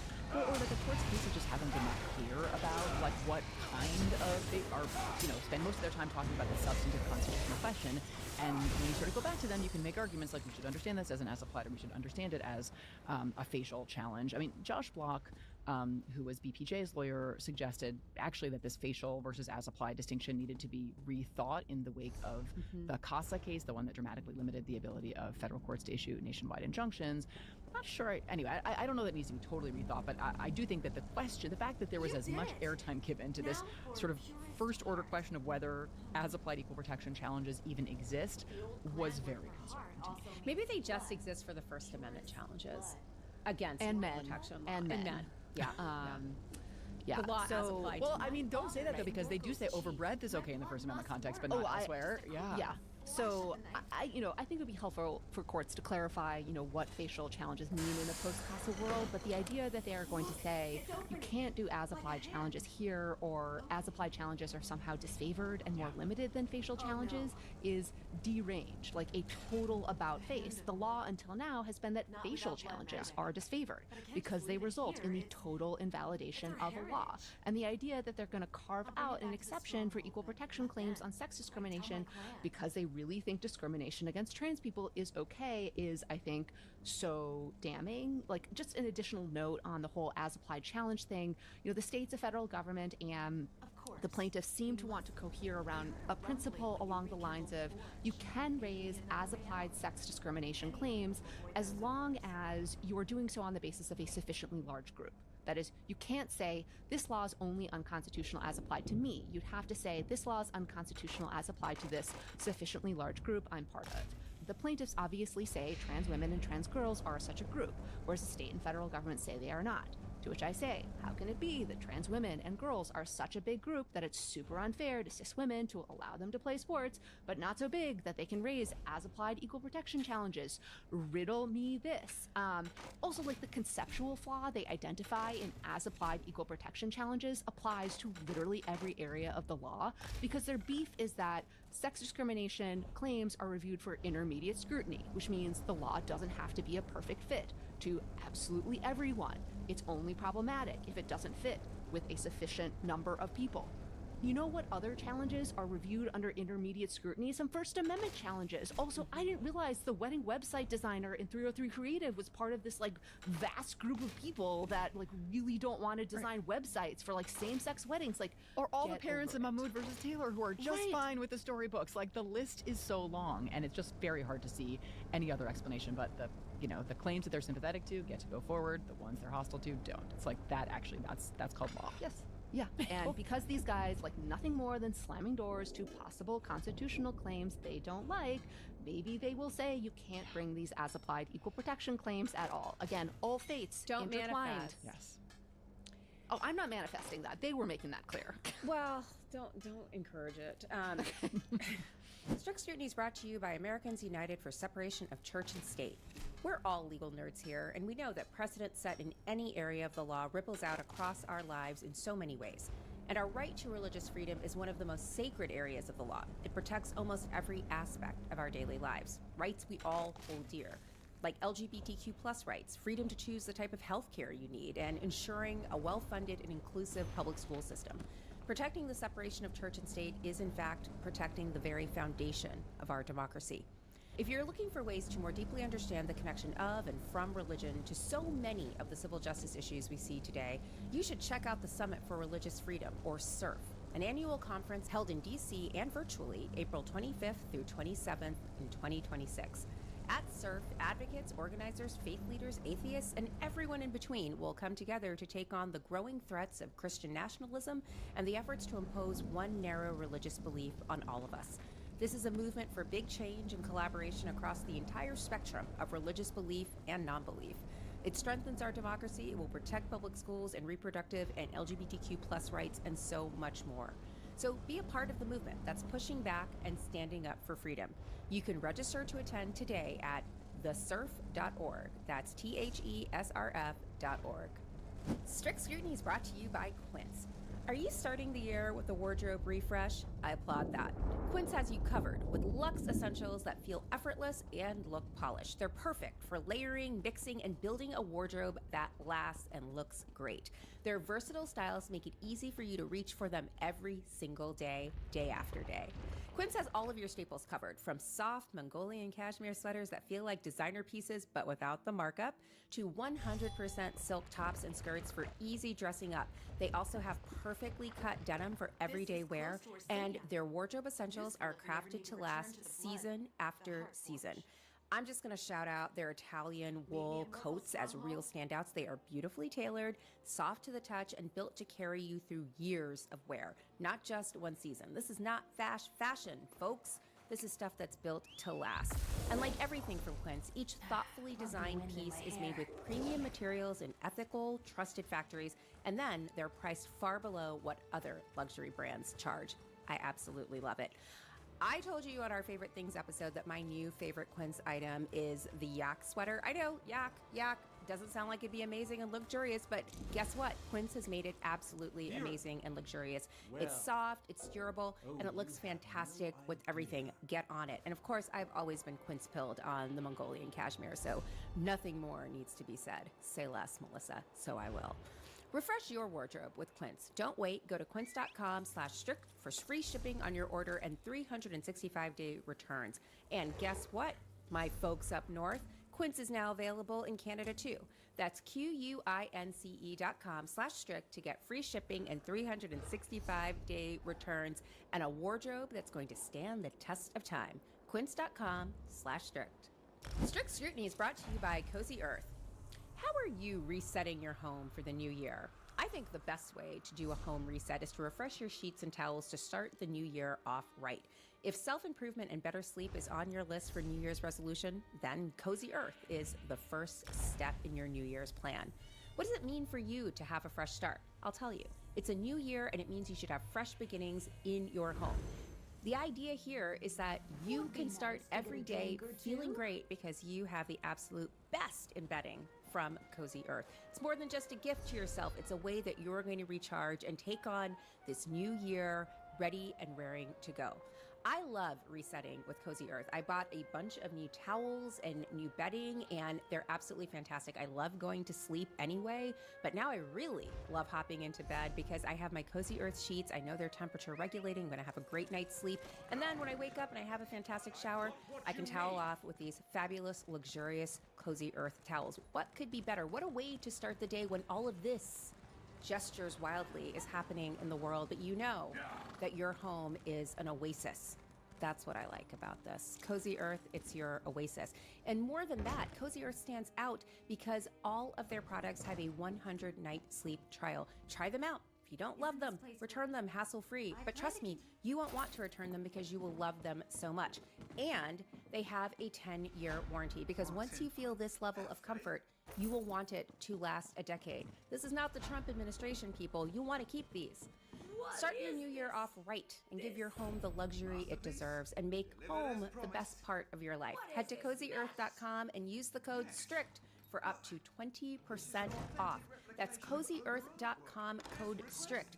And if you get a post-purchase survey, be sure to mention that you heard about Cozy Earth right here on Strict Scrutiny, your podcast about the Supreme Court and the legal culture that surrounds it. Refresh your routines with comfort that makes every day feel like a new year. So another theme that was very evident at oral arguments is that the Democratic nominees know they're losing this case, and they were scrambling to contain the blast radius of whatever this decision is going to be. And they were very explicit about it, more so than usual, especially Justice Kagan. At one point, she asked the government's lawyers to help them think through what the limiting principles would be so that the athlete's loss in this case would not reverberate more broadly than was necessary. So here's a clip of that. So if we didn't want to prevent a different state from making a different choice from West Virginia, what should we not say, or what should we say to prevent that from happening? All right, and let's use that Kagan clip to take us to a closely related theme, and that theme is what happens next here. If the states win, obviously that's awful news for trans student athletes and basic principles of equality, but what else does it mean in terms of real-world consequences? As Justice Sotomayor suggested, it would seem that by upholding these laws, the court would be watering down the standard applicable to sex discrimination, essentially allowing states to engage in some sex discrimination that might strike the justices as reasonable or rooted in biology, or not so bad, as some of the justices in dissent had previously suggested. You can hear that here. You're asking the court to adopt views expressed by two minority dissenting judges in this case. We've been doing an awful lot of that lately, but you're smiling because it's true. So basically what this would mean is that constitutional scrutiny in sex discrimination cases would not change as a formal matter. It would remain nominally intermediate scrutiny. And the intermediate scrutiny standard requires that a sex-based classification can be upheld if it is substantially related to an important governmental interest. But the question would be, would courts accept justifications rooted in stereotypes or assumptions that claim to be rooted in biology? So that's kind of a complete reworking of the extant doctrine, and I think one that is very complementary to what the court did in Skrmetti when it completely reframed what it means to have a sex-based discrimination or not. So this is all of a piece, and I think part of a bigger project and trajectory to completely unwind sex equality constitutionalism. Absolutely. And kind of on this sort of what comes next point, there is very much the possibility, in addition to kind of this potential doctrinal overhaul, but the specific kind of litigation possibility, which Melissa, you referenced on our last episode and the beginning of the conversation today, that the lower courts and ultimately the Supreme Court will be quickly faced with the argument that Title IX not only doesn't require, but actually forbids states from allowing trans girls and women to play girls and women's sports.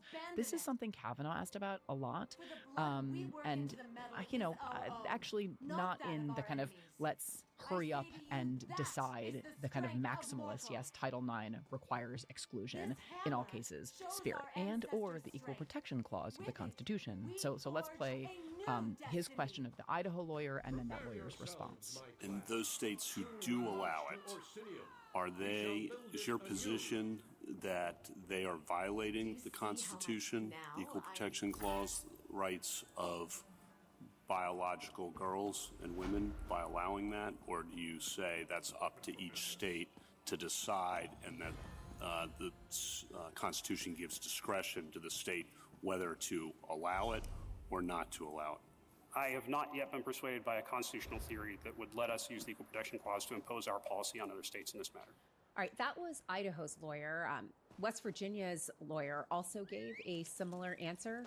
But then the federal government's lawyer, Hash Mupan, made clear that they, in fact, already are seeking to bar states from allowing trans athletes to play. So let's roll that tape. Mr. Mupan, you talked about you are litigating this case the opposite way among states that do not prohibit trans women and girls from participating in sports teams. Is that correct? Yes. So note here that the lawyers for the states of Idaho and West Virginia are saying we are not taking a position that California has to bar trans athletes. But the federal government is signaling pretty clearly, hold my beer, folks. Once we win this case, we're coming for all of the 23 states that still allow these athletes to play. So that's one end. It's called federalism. For real. Yes.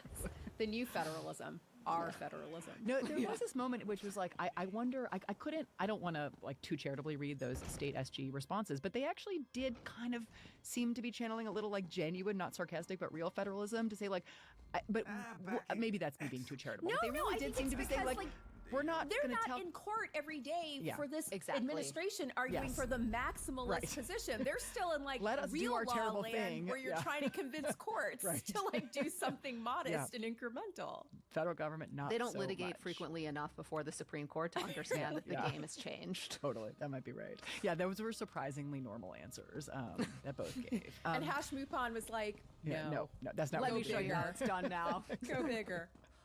YOLO. Yes. Okay. So also in the realm of the next case, not the next case out of California, but just kind of the next case in sort of more general terms, Justice Barrett had an interesting exchange with the West Virginia Solicitor General, which kind of reminded me of colloquies she had in both Brnovich, the Voting Rights Act case, and 303 Creative, which we've already talked about. So much so that I think this is actually now kind of a move of hers, although I think not deliberate, which is she gets an advocate on the side that she is likely to vote with to say some pretty crazy and unhelpful, I think unhelpful things. So here she is posing a question about sex-segregated math class, and Kagan then jumps in to bring in chess. So first, let's play this kind of puzzling, at least puzzling in the responses, exchange. I just wanted to ask if, on your understanding of Title IX, you could have separated by sex classrooms in biology or in math based on some evidence that you have that say men are better at math and science. What are the limits to your Title IX theory? So I think your instinct there in part arises from the fact that we're skeptical of any notion that there are inherent differences. So I want to kind of acknowledge the real reality of this. Well, your whole position in this case depends on there being inherent differences, right? It does. Okay. Maybe he just flipped what he meant to say. I'm not positive. Anyway, let's now play this clip, which was Kagan jumping in to follow up. How about chess club? A chess distinction, I think, again, might fail because there's an actual lack of evidence of meaningful physiological differences that are reflected in the existence of the express regulations in the athletics context. I mean, I think a lot of people would say, you know, if you look at the ranks of chess grandmasters, there are not a whole lot of women there. And, you know, what does that mean? Well, I think... I think that there's a sort of intuitive... I think there are a lot of chess grandmasters who would tell you that women just like, for whatever reason, they're not as good as this. I think chess is an interestingly closer question. Neil Gorsuch tried to step in and do damage control, which deprived me of one of my few joys in listening to Supreme Court arguments, which is hearing Elena Kagan just absolutely flay some dumbass who's like, yeah, sex discrimination is cool. Unclear if his damage control worked. So, ladies, maybe pack up your chessboards. States might be telling you you're out of luck. Queen's Gambit was such good fiction back when it lasted. Isn't that great? Exactly. Speaking of Neil It's Gorsuch for your own good, interventions- ladies. Yeah. More Neil Gorsuch interventions. He came back to one of his pet projects, the spending clause. So Gorsuch seemed to be interested in exploring whether the court could decide this case by finding that because Title IX is spending clause legislation, that is, it's essentially a condition attached to money from the federal government, that a special clear statement rule applies and states would have to be on super clear notice that they couldn't bar trans girls and women, and that here, Title IX doesn't give that sort of notice. So last term in Planned Parenthood versus Medina, the court, in an opinion by Neil Gorsuch, did some real work to make the spending clause great again, by which I mean make it very difficult for plaintiffs to successfully challenge government action when spending clause legislation is in the mix and the basis for the plaintiff's claim. That was the case involving the Medicaid statute. The court seems poised to escalate that even further in a case that's pending this term, Landor versus Louisiana Department of Corrections, a case involving RLUIPA, the Religious Land Use and Institutionalized Persons Act. That's a federal law of spending clause legislation that governs, among other things, religious rights of institutionalized persons in states. But kind of interestingly here, in part because the federal government really kind of tried to dissuade the court from going down that path, didn't seem likely that there was much interest in the spending clause theory. Possible Gorsuch writes separately about it, but I didn't think anybody else seemed particularly interested. All right, let's take up another theme. I'm going to call this one, Who's the Biggest Transphobe in the Room? And I'm going to say it was a tough competition.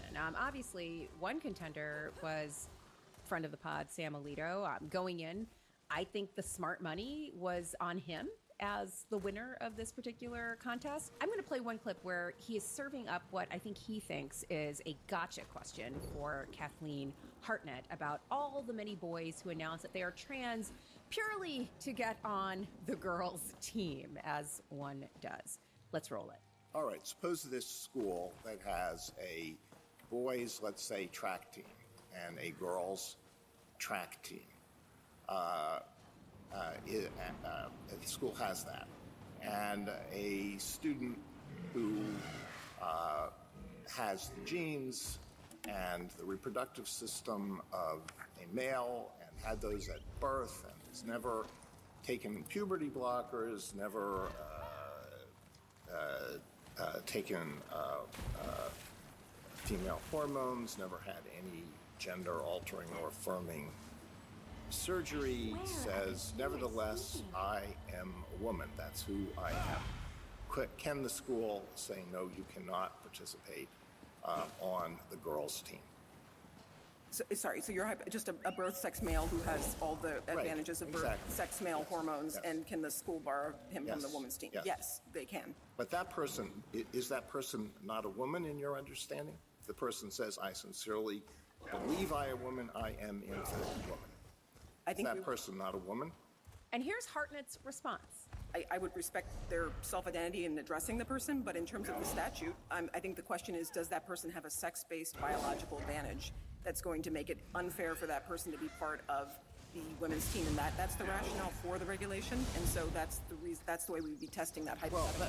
This is an example of the excellent advocacy. It reminded me of the moment where, or many moments honestly, where he thought he had a gotcha for Biden's Solicitor General Elizabeth Prelogar, like when he asked her, is a raw egg and a green pepper and some ham an omelet? And she was like, no, bitch, it's not, because it could be other things. She didn't actually say that. But anyways, Kathleen Hartnett's response, sounded to me in the same register. Another possible contender for many is Clarence Thomas, who also piped in with a hypothetical about the individual male who is not a good athlete, maybe a lousy tennis player and doesn't make the team. And then he says, how is that different from what you're being required to do here? Another theme in all of this, I think was more subtle. And again, it reminded me of the way the court used to talk about same-sex marriage before Obergefell. This idea of kind of counterfeiting and fraud, which is really interesting in the way the administration is now talking about fraud in the context of DEI and civil rights, what is happening in Minnesota. But there was this real undercurrent in the oral argument that effectively everyone who is transgender is perpetrating a kind of gender identity fraud. And we are here to call them out on it. And it was just it was just really striking and deeply concerning. Such a good point. And also there were a couple explicit moments, I think, when both Kathleen and Josh said something along these lines, but it's all predicated on this idea that there's the good teams and the bad teams, and the good teams are the boy teams, and if you can't get onto the boy teams, then maybe you take a run at getting onto the girl teams. And obviously there are fraught questions about athletic advantage, but that's also just not true with respect to every sport. There are different rules with respect to both of the sports. There's not a team for girls and boys in every sport. It was just the predicate was also just wildly off and pretty offensive. But obviously, when does that stop them? Okay, let's cut to the chase. In terms of the award, I think, as I've said at the outset, it has to go to Mubhan, who argued on behalf of the federal government. I, lost track of how many times he used the phrase biological males. It felt like he was kind of dripping with contempt at a number of moments during the argument. Maybe the kind of real low light was his reference to gender-affirming care as, quote, performance-altering drugs, as in this clip. And yes, we don't think a man taking performance-altering drugs is similarly situated to a woman. That's the whole counterfeiting thing. Yeah, no, the fraud point and connecting to all these fraud narratives, I think, is really profound. And also, like, who the fuck takes extra estrogen as a performance-enhancing drug? Right, like to play better tennis. Literally, as Melody said in a text chain, she was like, right, estrogen famously performance-enhancing. Like, these are people who are literally blocking testosterone and sometimes taking estrogen. That's the which performance on enhancer. The logic of these guys, if testosterone is the thing that gives you this enormous advantage, like, how does this even cohere in their own minds? I could not tell you. Maha, make America healthy again. Exactly. Another moment that triggered my gag reflex was when Mupon decided to debate whether girls do develop faster than boys, as you can hear in these clips.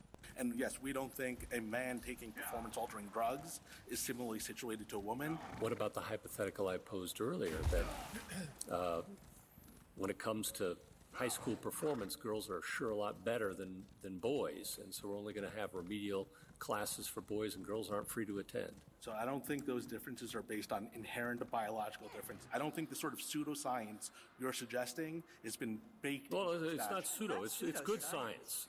That's pseudoscience to say boys' brain development happens at a different stage than girls' does. Well, with all respect, I don't think there's any science anywhere that has suggested that these sort of intellectual differences are traceable to biological differences. I'm going to call someone out for the Herculean efforts that he made during this oral argument to not be in the pool of those considered the most transphobic person in the room. And that is our boy, Coach Kavanaugh, a father of daughters. Not surprisingly, he did not want to be the most transphobic person in the room. And he did his part here to stay off that list by reminding us of his ardent love for sports and by making sure we knew that although he's very definitely going to vote against trans athletes, he's very, very torn up about it. Let's roll the tape. Can I ask a question on the law on Title IX? I mean, I hate that a kid who wants to play sports might not be able to play sports. Hate that. But it's kind of a zero-sum game for a lot of teams. And someone who tries out and makes it, who is a transgender girl, will bump from the starting lineup, from playing time, from the team, from the all-league, and those things matter to people big time, will bump someone else. There's so much more along these lines. Like, this is really tough for me, guys. He hates it. But it kills him. But if it's so tough, quit, right? Like, come on. Stop whining. You're making me do this. Oh. Anyway, Josh Block had some great responses to this, so we're going to play two of them here. I completely understand that many parts of sports are zero-sum, but this law isn't limited to zero-sum opportunities. So BPJ played on the cross-country team where there were no cuts. She came in near the back. It wasn't. I just want to say that there still are some areas where there are win-win solutions. I think even being able to be on practices with a team consistent with your gender identity instead of your sex assigned at birth can be enormously important. So I think some scenarios are zero-sum, but not everything having to do with sports is. And I do think that one of the vices of this law is that it sweeps so broadly that even win-win solutions are taken off the table. One other thing to flag in all of this is, what did we make of Justice Gorsuch surfacing the argument that transgender individuals constitute a discrete insular minority, so some sort of heightened scrutiny is appropriate here? Because obviously we didn't have visual of the courtroom, we only heard audio, but don't you think that Sam Alito and Amy Coney Barrett were like, excuse me, we've already decided this? Like, we did this in Skermetti. Like, Okay. where were you? Silent again?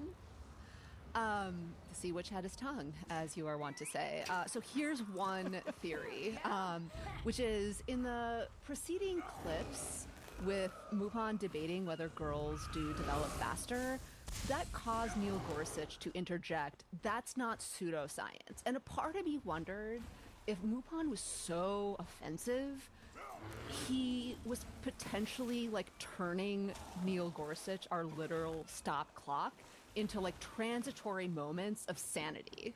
No, but he was saying in the No, I know. in the opening with the Idaho lawyer, which was before Mugen's argument. So I'm sorry.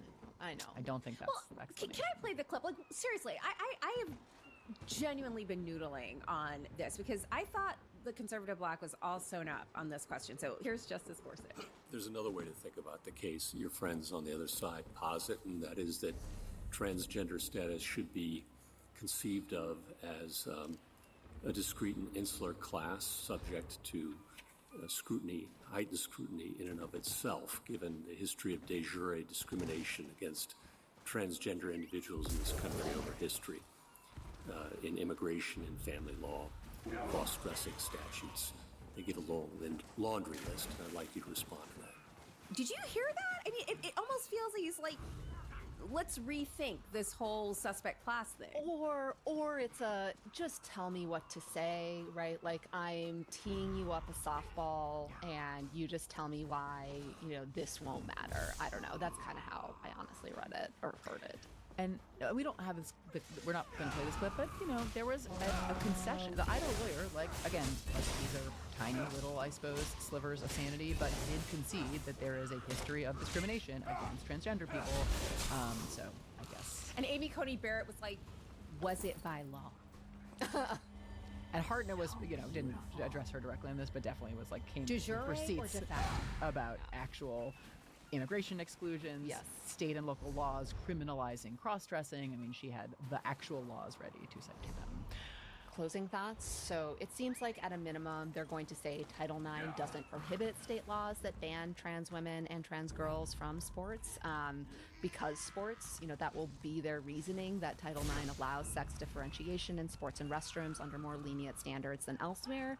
I think there's a small, maybe outside chance that the excellent lawyering and advocacy by Josh Block and Kathleen Hartnett and the really strategic, in my view, interventions by the Democratic appointees might, again, Jewish casting here, might lead the court to say, we're not going to address the Equal Protection Clause issue now and instead send it back down for more fact-finding, which is what the Fourth Circuit did in the non-moot case, West Virginia versus BPJ.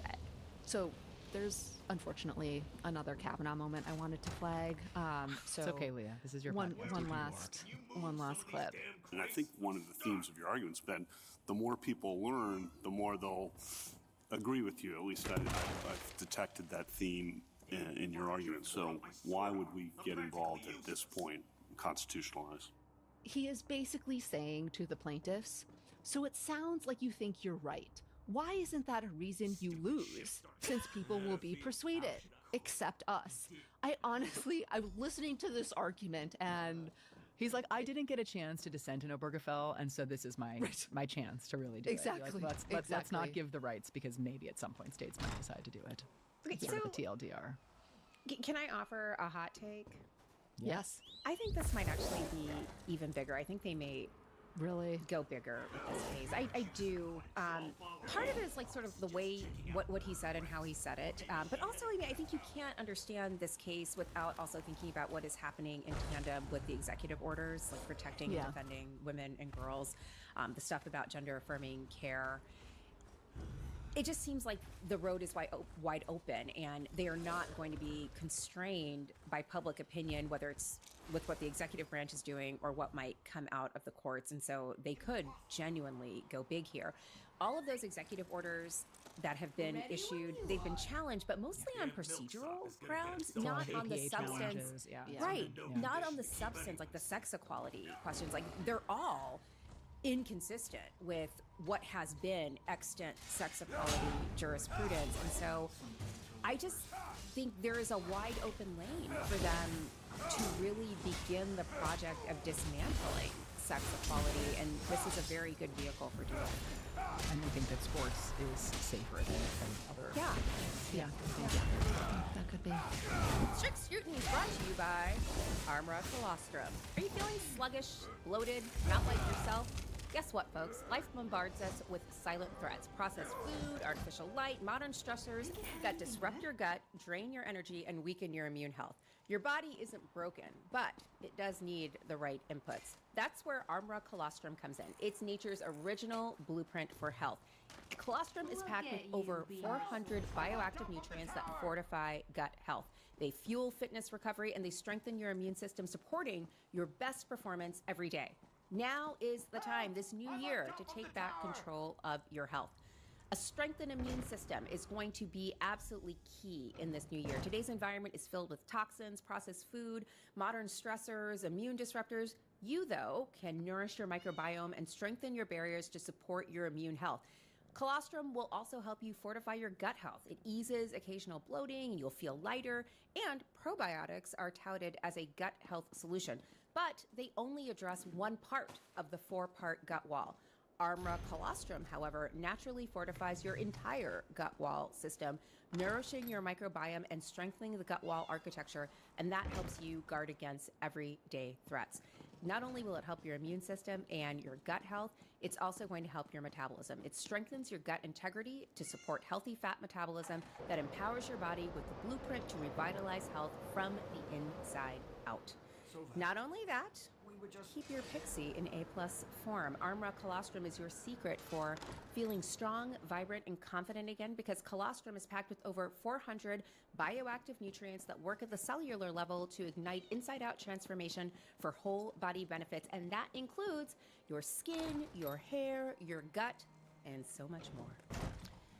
So if you want to harness the closely guarded secret of elite athletes, like myself, long prized for its unrivaled ability to take performance to its apex, I'm going to tell you the secret right now. It's colostrum. Colostrum has been shown in research to help enhance nutrient absorption, promote lean muscle building, and improve endurance while fueling cellular repair regeneration for faster recovery. And what's not to love about all of this? Now's the time to get on the Armra bandwagon and try some Armra Colostrum, incorporate it into your daily routine. And to help you start, we've worked out a special offer for the Strict Scrutiny audience. You can receive 30% off your first subscription order by going to armra.com/strict and by entering strict to get 30% off your first subscription order. That's armra.com/strict for 30% off your first subscription order. Strict Scrutiny is brought to you by Dose. You know what's easier than fixing a problem? Not having the problem in the first place. That's how I feel about this Supreme Court. What if we didn't have this Supreme Court in the first place? Think about it. Guess what? Your liver is one of those organs that you don't think about at all until you have to. That's why supporting it daily is one of those small things that you can do to make a huge difference in how you feel overall. And that's where Dose for Your Liver comes in. Dose for Your Liver is a clinically backed liver health supplement, but it isn't just another capsule or powder. It's a liquid supplement that's taken in a daily 2-ounce shot that tastes like, wait for it, fresh squeezed orange juice. And I'm a Floridian, raised on fresh squeezed orange juice, and this stuff tastes like the real thing. Dose cleanses the liver of unwanted stressors that's slowing your liver down. It promotes daily liver function so that your liver can do its job optimally. Zero sugar, zero junk, zero calories, just everything your liver needs for optimal support. And if you're wondering, what does my liver even do? Guess what? It's your body's Brita filter. The liver is basically your body's filter. It processes everything you consume and performs 500 plus daily functions. That's energy production, digestion, fat metabolism, vitamin storage. It does it all. And the liver makes these processes happen every day, but when it's overworked, you're going to feel it. What can you expect then when you're drinking Dose daily for your liver? Well, you're going to notice that you have less sluggishness. You're going to get rid of those midday crashes. You're going to support your metabolism and even aid your daily digestion. And why can you trust Dose? Well, because it achieves real results, with 2 double-blind, placebo-controlled studies showing Dose's positive impact on liver enzyme levels. So are you ready in 2026 to give your liver the support it deserves? Guess what? You can do it right now. Head to dosedaily.co/strict or enter strict to get 35% off your first subscription. Your body does so much for you. Let's do something for your body. That's dosedaily.co/strict for 35% off your first month subscription. Strict Scrutiny is brought to you by Fatty15. Listeners, As you know, I'm an older person on this podcast, but I gotta hang with these young people, and so I have to be in optimal form. I can't suffer from poor sleep, I can't have a lack of energy, I can't have stiff joints, abnormal blood work, or anything else. I really want to be and feel my best. And that is why I'm excited to share with you C15 from Fatty 15, the first emerging essential fatty acid to be discovered in more than 90 years. It is an incredible scientific breakthrough to support our long-term health and wellness, and you guessed it, healthy aging. Based on over 100 studies, we know that C15 strengthens our cells and is a key healthy aging nutrient, which helps to slow down biological aging at the cellular level. In fact, when our cells don't have enough C15, they become fragile and age faster. And when our cells age, our bodies age too. Thankfully, Fatty 15 repairs age-related damage to cells, it protects them from future breakdown, and it activates pathways in the body that help regulate our sleep, cognitive health, and natural repair mechanisms to support overall health. Fatty 15 is a science-backed, award-winning, patented, 100% pure C15 supplement. It's vegan-friendly, free of flavors, allergens, or preservatives. By replenishing our cells with the crucial C15 nutrient, Fatty 15 effectively repairs cells, reverses aging at the cellular level, and restores our long-term health and wellness. Best of all, Fatty 15 comes in a gorgeous, reusable glass and bamboo jar, and refills are shipped right to your door. What could be easier? Fatty 15 is on a mission to optimize your C15 levels to help support your long-term health and wellness, especially as you age. And you can get an additional 15% off their 90-day subscription starter kit by going to fatty15.com/strict and using code STRICT at checkout. So I just wanted to touch on like a piece of news that underscores the anti-trans fervor we are living through, which is right-wingers seem to have preemptively ousted the recently announced dean designate of the University of Arkansas Law School. So after announcing Professor Emily Susky as the next dean, the school announced that after receiving feedback from key external stakeholders, the university decided to go in a different direction. While the Arkansas Times reports that the disagreement arose from right-wingers' opposition to Susky signing amicus briefs in support of trans athletes' sex discrimination claims. And an adjunct at the university said conservative elected officials had threatened to withhold funding if Susky became dean. Academic freedom. But those poor men, am I right? I mean, freedom. F-R-E-E-D-U-M-B. Okay, let's briefly mention the other two cases that the court heard from last week. They heard oral arguments in what was a pretty interesting interstate sovereign immunity case, Gillette versus New Jersey. This involved whether the New Jersey Transit is an arm of the state of New Jersey, in which case it would be immune from suits in other states, or whether it is a corporation separate from the state and thus can be sued in other states' courts. This is actually two consolidated cases, both brought by individuals who were struck by New Jersey Transit buses, one in Manhattan and another in Philadelphia. The New York Court of Appeals, which is the court of last resort in New York State, despite its name, it's not an intermediate court, it's actually New York's version of the High Court. And it allowed the case to go forward in New York on the grounds that New Jersey Transit is not an arm of the state. The Pennsylvania Supreme Court, by contrast, went the other way and said it was an arm of the state. So it's a sort of a split between these two different state high courts. And the argument was quite interesting. The truth is there are a lot of threads supportive of each side in the court's cases, and it's like a pretty complex, like factor, heavy test that the earlier cases have announced. So I honestly don't know which way this case will come out, but I did want to play one short clip from Justice Kagan. So there was some debate about the relevance of a case that we have talked about a lot on this show, Biden versus Nebraska, in which the Supreme Court struck down the Biden administration's student loan forgiveness plan, but only after finding that a group of red states had standing to challenge that plan. And the way they did that was by concluding that a Missouri loan processing agency called MOHELA had standing. Anyway, Kagan wrote one of her fiercest dissents ever in that case. She accused the majority of violating the Constitution, and then the Chief Justice basically accused her of bringing the court into public disrepute. And anyway, I thought all of that really was like important backstory for understanding this like little aside in an exchange about Biden versus Nebraska. I'm a bit surprised you haven't mentioned Biden v. Nebraska. Do you not think it helps you? The key question in the part, of course, of Biden v. Nebraska that had to deal with standing. The key question was whether MOHELA was a part of Missouri. And I would think it's pretty clearly on point there, right? It's a sue and be sued agency which had exactly the same kind of insulation from liability as this does, and what the court looked to was intangible aspects of control and directive. Who appointed the board of directors, what kinds of functions were they serving, all the kinds of things that you want us to look at was what the court said. There was, of course, a dissent, because what the court said was critical in understanding Mahela as a part of the state. So I just thought there was, of course, a dissent. Might need to be on T-shirts / might be, I don't know, an epigraph for this. I hear what you are doing, Kate. Picking up what you're putting down. Yeah. So finally, the court heard Chevron versus Plaquemines Parish. Plaquemines. So we received feedback, and I am just reading an Instagram message. I literally asked someone from Louisiana. Well, I'm just reporting there seems to be some differences of opinion. So I love that I'm you didn't going send it to me with black bitches I You asked. said I don't want the feedback. Okay. Or it was the show account, which Leah's the only one who checks. Yeah, I can't remember I which one it literally was. asked like 3 people from Louisiana how to say this word. Well, anyways, this, however you pronounce it, is a case brought by some Louisiana parishes against oil and gas companies. They say damaged the Louisiana coast many, many years ago during the production of crude oil during World War II.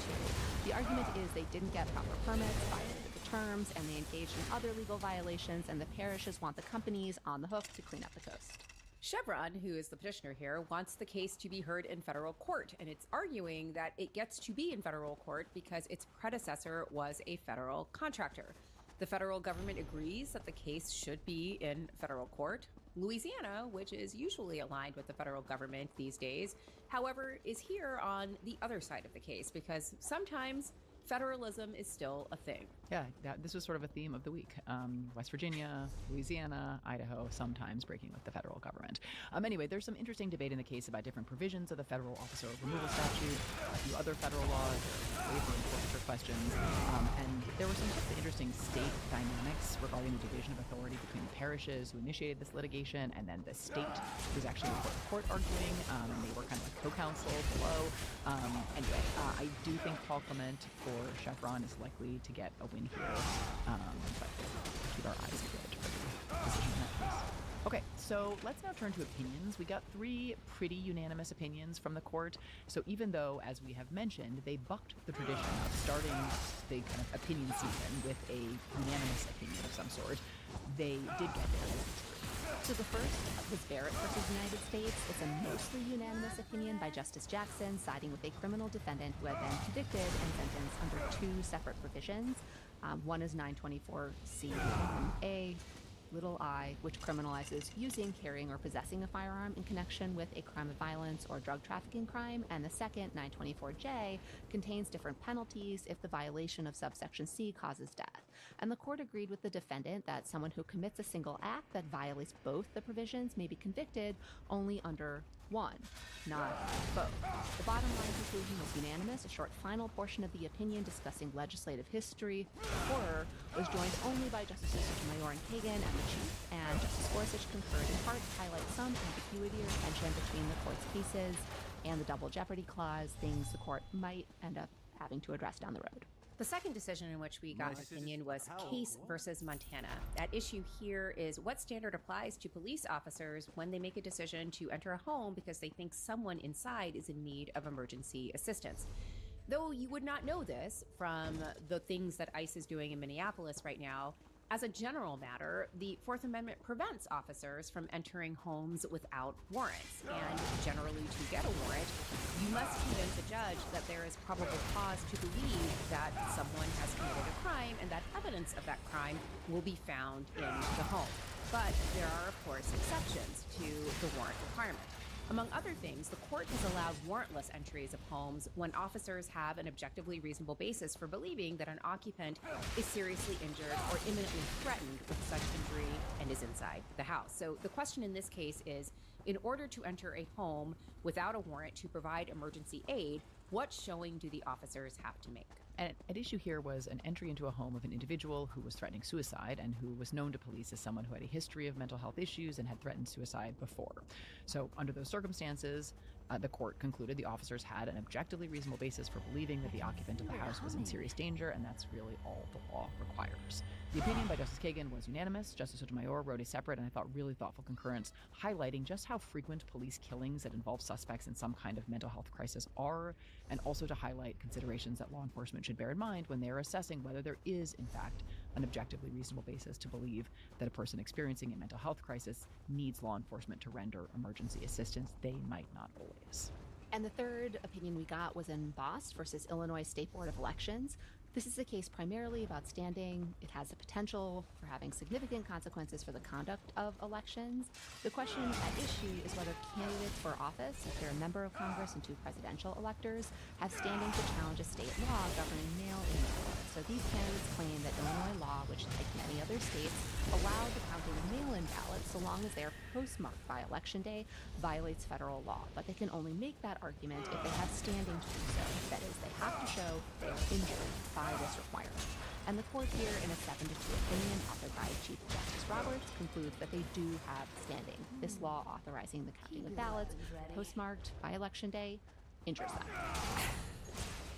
We should also note that, as we've discussed in prior episodes, this court is also, I think, doing a reassessment, a renegotiation of the entire rules around standing. So we can include this decision in that broader oeuvre, if you will. I will just note that the Chief Justice essentially reduced the entire standing analysis to what some might call a throwaway line in a 1983 Law Review article written by Justice Scalia in the Suffolk University Law Review. Essentially, the Chief Justice quoted this line from the Scalia article. A plaintiff asserting an injury must, quote, in other words, be able to answer a basic question. What's it to you? And Chief Justice Roberts determined that what's it to the Illinois congressman who brought the suit? Well, quote, he has an obvious answer. He is a candidate for office, and a candidate has a personal stake in the rules that govern the counting of votes in his election, quote. Just gonna say, it's a pretty broad statement of how you What's get it to you is what you 1Ls. Just write that. That is the write that answer. down. That's how we go. Rules now. Yeah. What's it to you? The great man said it, so that's one that has to be right. I'm just going to note, this is not something the court has really said before. Lujan versus Defenders of Wildlife had nothing to say about what's it to you. And it effectively opens up the possibility of candidates for office being able to challenge just about every aspect of election law going forward, because what's it to you? I have a stake in this election. I'm a candidate. So in addition to just being this like throwaway line, not law, just so, I don't know, cavalier, it was also just offensive to me to frame this as a standard for standing when the court has rejected standing for the parents of black children who challenged the IRS's support for segregated schools, a black man who had been placed in a chokehold by the LAPD, who sought to block the LAPD's reckless chokehold policy. Like, what's it to you? And I guess the court thinks the answer was nothing? Well, not everyone on the court. So, you know who else found all of this offensive, Leah? You weren't alone. Justice Jackson. So she spent a considerable amount of time on the facts of Lyons versus... Nothing but respect for my Chief Justice. Anyway, sorry, continue. In your heart. Lyons is the case that Leah was just alluding to, Lyons versus the LAPD. In that case, the court said that the plaintiff didn't have standing because there wasn't a sufficiently real and immediate threat of future harm. As Jackson explains, quote, it did not matter, for instance, that Lyons had almost died from an illegal chokehold only 5 months prior to his filing his complaint, nor did it matter that no less than 16 persons had died following the use of a chokehold by an LAPD police officer in the preceding decade, end quote. All facts didn't matter at all. But back to the majority. In rhetoric that is, I guess, a little hard to square with the court's general disdain for, I don't know, democracy, but is also equally hard to square with its reluctance to recognize other injuries it deems speculative in cases like Clapper, the court had this to say, quote, an unlawful election rule can injure a candidate in several ways. It might cause him to lose the election. It might require him to expend additional resources, or it might decrease his vote share and damage his reputation. Candidates also have an interest in fair process. Candidates are not common competitors in the economic marketplace. They seek to represent the people. And their interest in that prize cannot be severed from their interest in the electoral process, a process of the most fundamental significance under our constitutional structure. All of this, according to the chief, is more than enough to satisfy the requirements of Article 3. Vibes, dignitary interests, the like. Justice Barrett concurred only in the judgment, joined by Justice Kagan. That means they agree with the conclusion, but not the reasoning. So they agree that the congressman has standing, but say the standing is grounded in a traditional pocketbook injury. That is, the specific law being challenged imposes concrete costs. Here, the congressman says the state's allowance for late arriving ballots means his campaign has to spend time and resources after the election monitoring the arrival of ballots, having poll watchers present for counting. And she accuses the majority rule of being unmoored from precedent as well as unnecessary. Okay, but let's get to the most important writing in this case, which Melissa already alluded to in her discussion of Lyons, the dissent by Justice Jackson, joined by Justice Sotomayor. So she accuses the majority of crafting this bespoke standing rule for candidates for office, alone among the population. Parents of children excluded from, genuinely integrated public education. Individuals being, wiretapped by federal authorities. Individuals previously actually placed in chokeholds and almost killed by the police department. No, those people don't get special rules, but you know who does? Candidates for office. And so she writes, quote, "The court suddenly shifts from our longstanding actual injury rule to a presumption that certain kinds of plaintiffs are sufficiently aggrieved to satisfy Article 3 standing, regardless of whether they will experience any particularized harm. In my view, this dubious departure from settled law disregards both the equal treatment of litigants and judicial restraint." She also accuses the court, in pretty sharp terms, of inverting basic principles of democracy and representation. So I know this is kind of long, but I do want to read it. I'm pretty obsessed with this dissent, actually. So she says, quote, "The court insists that a candidate's interest is undeniably different from that of a voter's because it is the candidate and not the voter who competes in an election. That assessment gets the significance of the relative interests exactly backward. A public office is a public trust, and an election for that office is the ultimate expression of the will of the people, not a mere competition to be won or lost. In the court's telling, elections are a glorified national pastime. The competitor's success is the main objective. Voters are mere bystanders who simply lend their support. This depiction drastically devalues the role elections play in democratic society." Wow. Can I just say, this is one way you might understand this is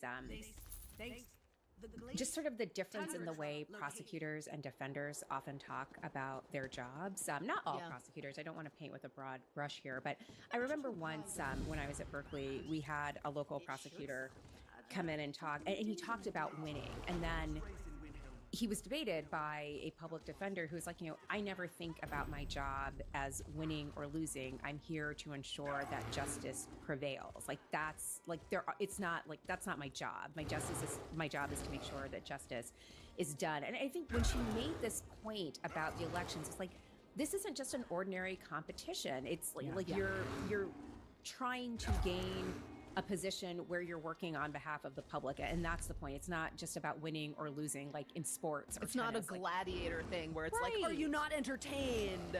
Right. It's not a gladiator thing, but also like back to Melissa's point about their disdain for democracy elsewhere. It's just like, you're totally wrong actually about who the real actor, party, and interest is here. It's the voter, and like all you have done is completely denigrate the role of the voter in like meaningful access to participation and representation, and yet you pretend to glorify these representatives who actually just are vessels, not the actual sovereign actors. It was just like a very profound meditation, I thought.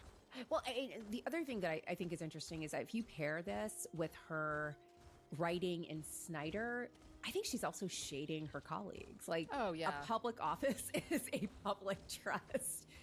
She still hasn't forgotten about the emotional support billionaires. Same girl, me neither. Yeah, neither should we. Nope. And like, I have to say the passage, you read, Kate, that long excerpt. So I gave the kind of underlying facts in this case to my Fed court students. And like, she really put her finger on like what I suggested was the kind of key countervailing principle. Because I think Justices Barrett and Kagan are right in the sense that these particular rules do generate expenses right? Because they potentially prolong the period in which campaigns might be active. But then there's still this question of, is the plaintiff's injury legally cognizable? Like, is this something the law recognizes as an injury to this person or entity? And the idea that a candidate or elector is injured by rules that allow more people to vote and more votes to be counted is antithetical to democracy. It's just anti-democratic. And it's like, when we previewed the case, I think I said, like, could Donald Trump argue that the due process clause injures him because it would be cheaper and faster for him just to summarily execute people he doesn't like? No. And I think we said not to give him any ideas when you said that last time, okay. and I say it again today. Back to Jackson. As we mentioned, she invokes Lyons and says, quote, if only the Lyons court had seen fit to create the sort of harm-free, status-based standing rule that the majority adopts today, end quote, which is kind of a banger, like, F you guys. She ends by saying she's all for simplifying standing doctrine, but not this way, not by fashioning these quote-unquote status-based rules. And it seems clear that she means to include not only candidates for office, but the kind of corporate actors she referenced in her dissent in Diamond Alternative Energy last term. I mean, Also again, obsessed with that one. Yeah, also, but I mean, she's making the point, like, this court is kind of in the bag for certain kinds of plaintiffs. I thought it was really interesting the way the Chief Justice framed the Illinois congressman, like, you know, the injury to his dignity, to his reputation. Like, seriously, who gives a fuck? He decided to run for office. Like, let the votes be counted. Like, who cares if, like, Exactly. it's, you know, your feelings are hurt because someone might think you lost because there were mail-in ballots. Like, who cares? But this is a court that really cares about corporations and people's fifis. Not all people, just Not the all men's. people, yeah. Going a bit more on the Justice Jackson dissent, she had another terrific footnote in this opinion in which she cites Brett Kavanaugh's opinion justifying Kavanaugh stops, right? Like, after he attempted to walk it back. too, bitch. Right, like, as evidence that the law of standing seems to favor some plaintiffs, but not others. The end of the footnote was, quote, Noem versus Vasquez Perdomo, Kavanaugh J. concurring, concluding that under Lyons, Latino plaintiffs who were, quote, stopped for immigration questioning allegedly without reasonable suspicion of unlawful presence, end quote, lack standing to seek an injunction. Don't let him off the hook for those Kavanaugh stops, girl. I love it. I love the energy. She's like, you can write all the footnotes in the world. I won't read them, and I won't forget them. Right.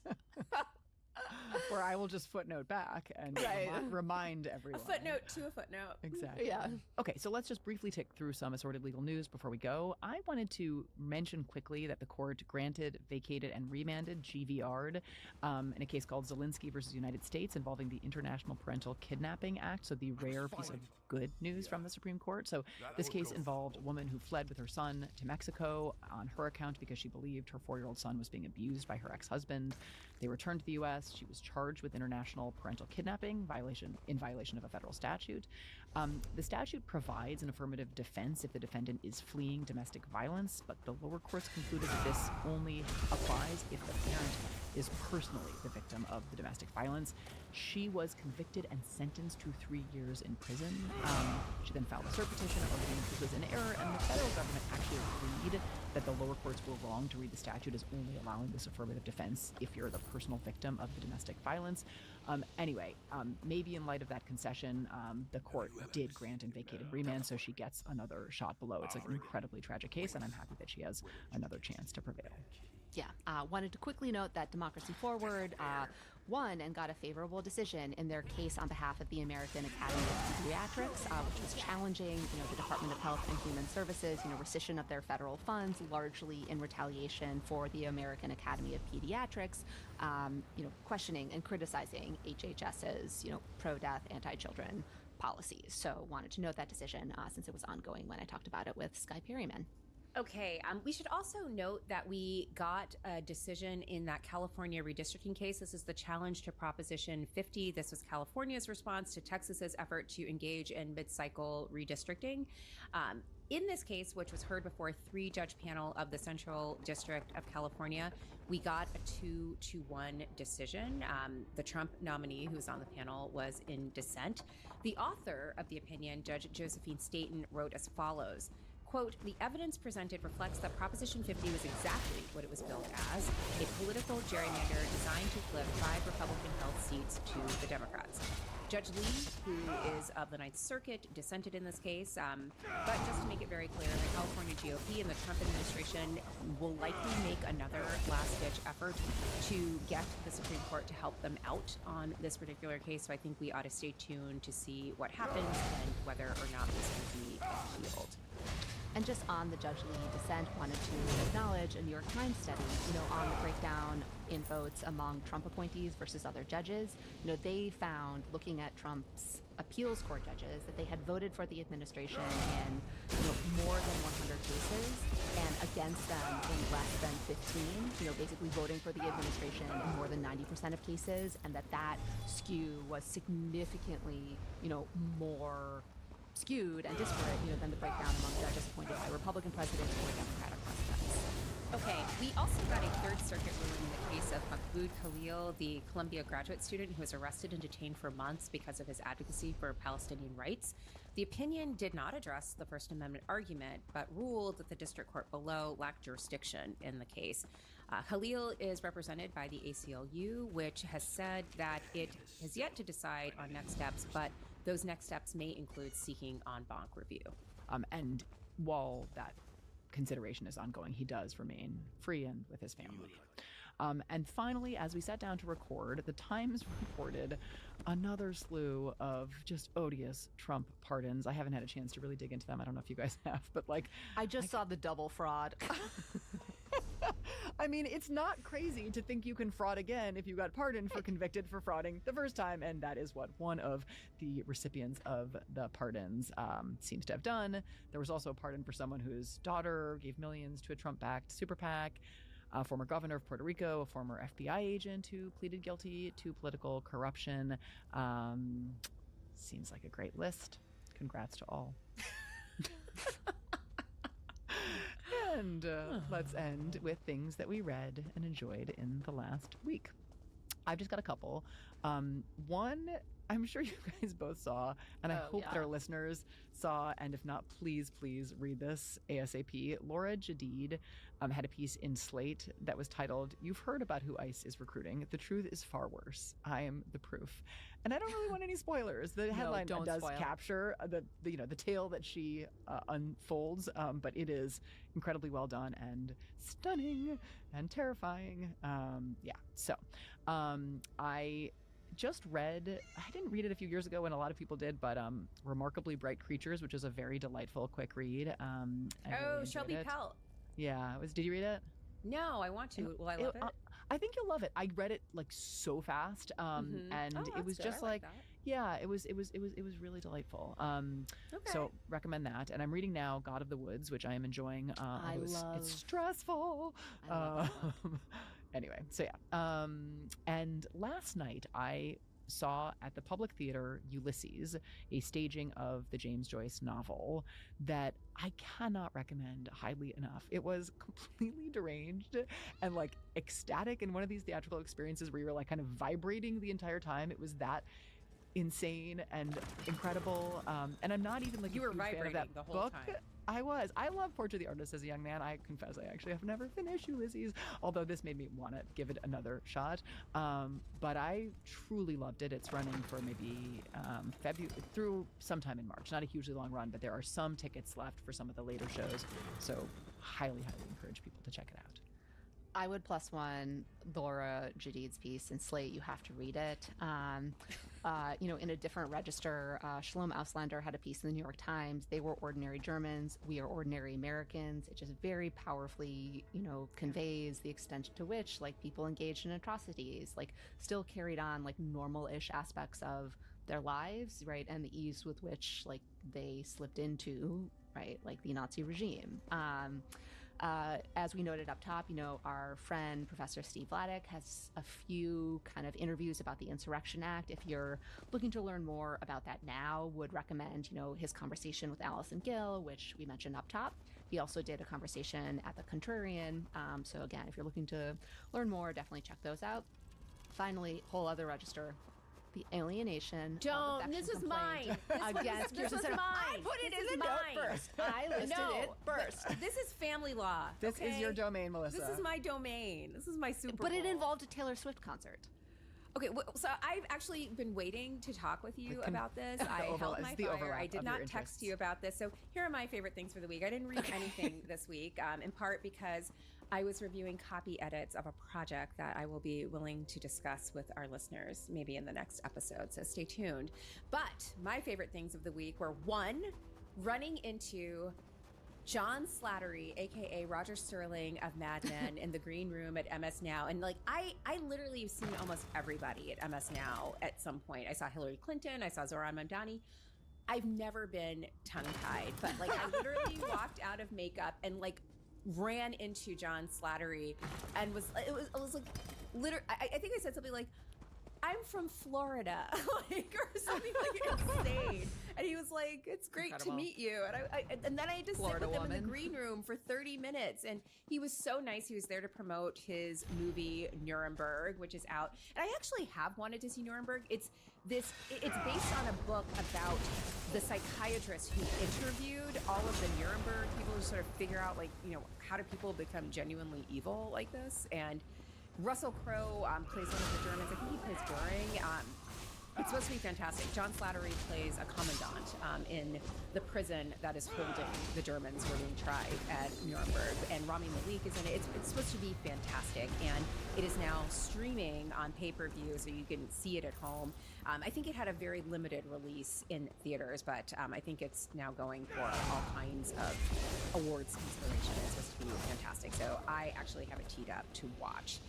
I was absolutely gobsmacked, not because I saw this person, but because I read about Kristen Sinema's alienation of affections lawsuit. Not the one she filed, but the one that was filed against her. And this is my Super Bowl. So many of you don't know about this, but there used to be a time when you literally could sue someone for being a thirst trap for your spouse. Like just even enticing them. It's called alienation of affections. There are a bunch of these kind of heart bomb torts.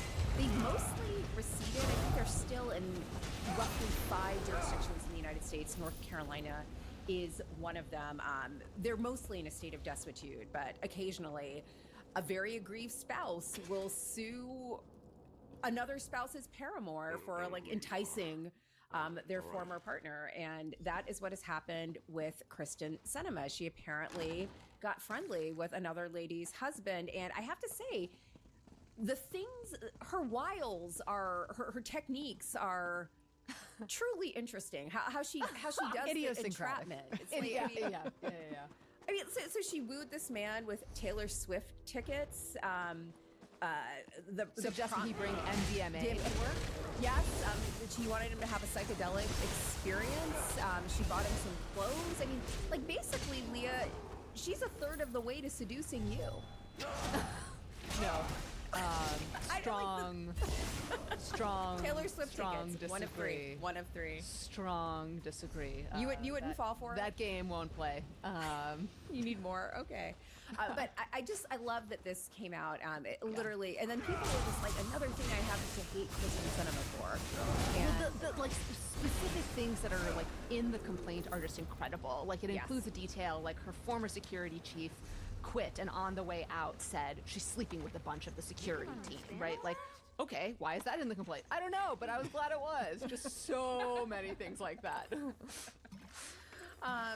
Anyway, so I'm actually just here for the family law. I'm so going to use this in my family law class next year. I have the complaint. I'm get ready. It's going to be amazing. Finally, my last favorite thing of the week is something that I saw on social media in response to what is happening in Minnesota. And I know everyone is talking about Minnesota nice. My man in this video was not Minnesota nice, but he was nicely dressed. But effectively, a gentleman, he is a Vietnam veteran, decided to tell ICE what he thought of what they were doing. And he came dressed for the revolution. He is wearing a half-length fur, a hat that denominates him as a Vietnam veteran, and my favorite, a pair of lemon pepper stepper gaiters. If you don't know what I'm talking about, look them up. And he basically tells ICE where they can go. So roll that tape. You're here to terrorize this city. A bunch of bitches if I've ever seen a bunch. And I'm telling you to your face. And if you don't like it, fuck you. Couldn't have said it better myself. So some housekeeping before we go, starting with Runaway Country this week. So since an ICE agent shot and killed Renee Good in Minneapolis, President Trump and MAGA have labeled her a domestic terrorist. They have come up with one reason after another to justify her death. And on the latest episode of Runaway Country, Alex Wagner takes a look into how law enforcement is interpreting the event by interviewing Michael Moore, the former chief of police for the Los Angeles Police Department. Then Tim Miller joins to question the parallel realities Americans seem to be living in, despite ample video footage and even in cases of life and death. Tune into Runaway Country wherever you get your podcast or on YouTube. And guess what, folks? We're running away across the country because we're headed to the West Coast, where we are going to be seeing all of our favorite West Coast striptease in beautiful Los Angeles on March 7th at the Palace Theater. You can join us as we dissect the opinions and analyze the cases that have the potential to reshape our daily lives. We also are making a stop in San Francisco. We will be joined there by California Attorney General Rob Bonta. The San Francisco show is sold out, but you can still grab your tickets to the LA show before they're gone. You can get them at crooked.com/events.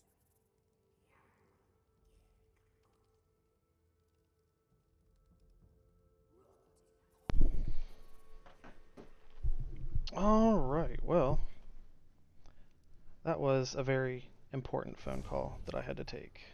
I'm sure that nobody's There you watching. go, Hogwatch. European roaches in the comments aren't saying base Trump anymore. Trump just uploaded this to his Truth Social. 2 AI-generated pictures remapping Greenland and Canada. This is Asmongold's subreddit, okay? For those of you who are just tuning in, you might not know this, but Asmongold is the #1 MAGA dick writer on this platform, and as the #1 MAGA dick writer, he has to dick write everything that Donald Trump says and Well, does. if anyone's but there, still there. unfortunately, Asmongold has a problem, Hi. and the problem is he is audience captured. He is tremendously audience captured, and his audience happens to be majority European MAGA supporters. But for the first time since Trump became president, the majority European MAGA dick riders are very frustrated. They're very frustrated with what the Trump administration is doing, especially as it pertains to denying sovereignty to the European continent. Now, he's got two competing issues here. One, he has to eat Trump's dick. Two, he has to eat his audience's dick. And because his audience is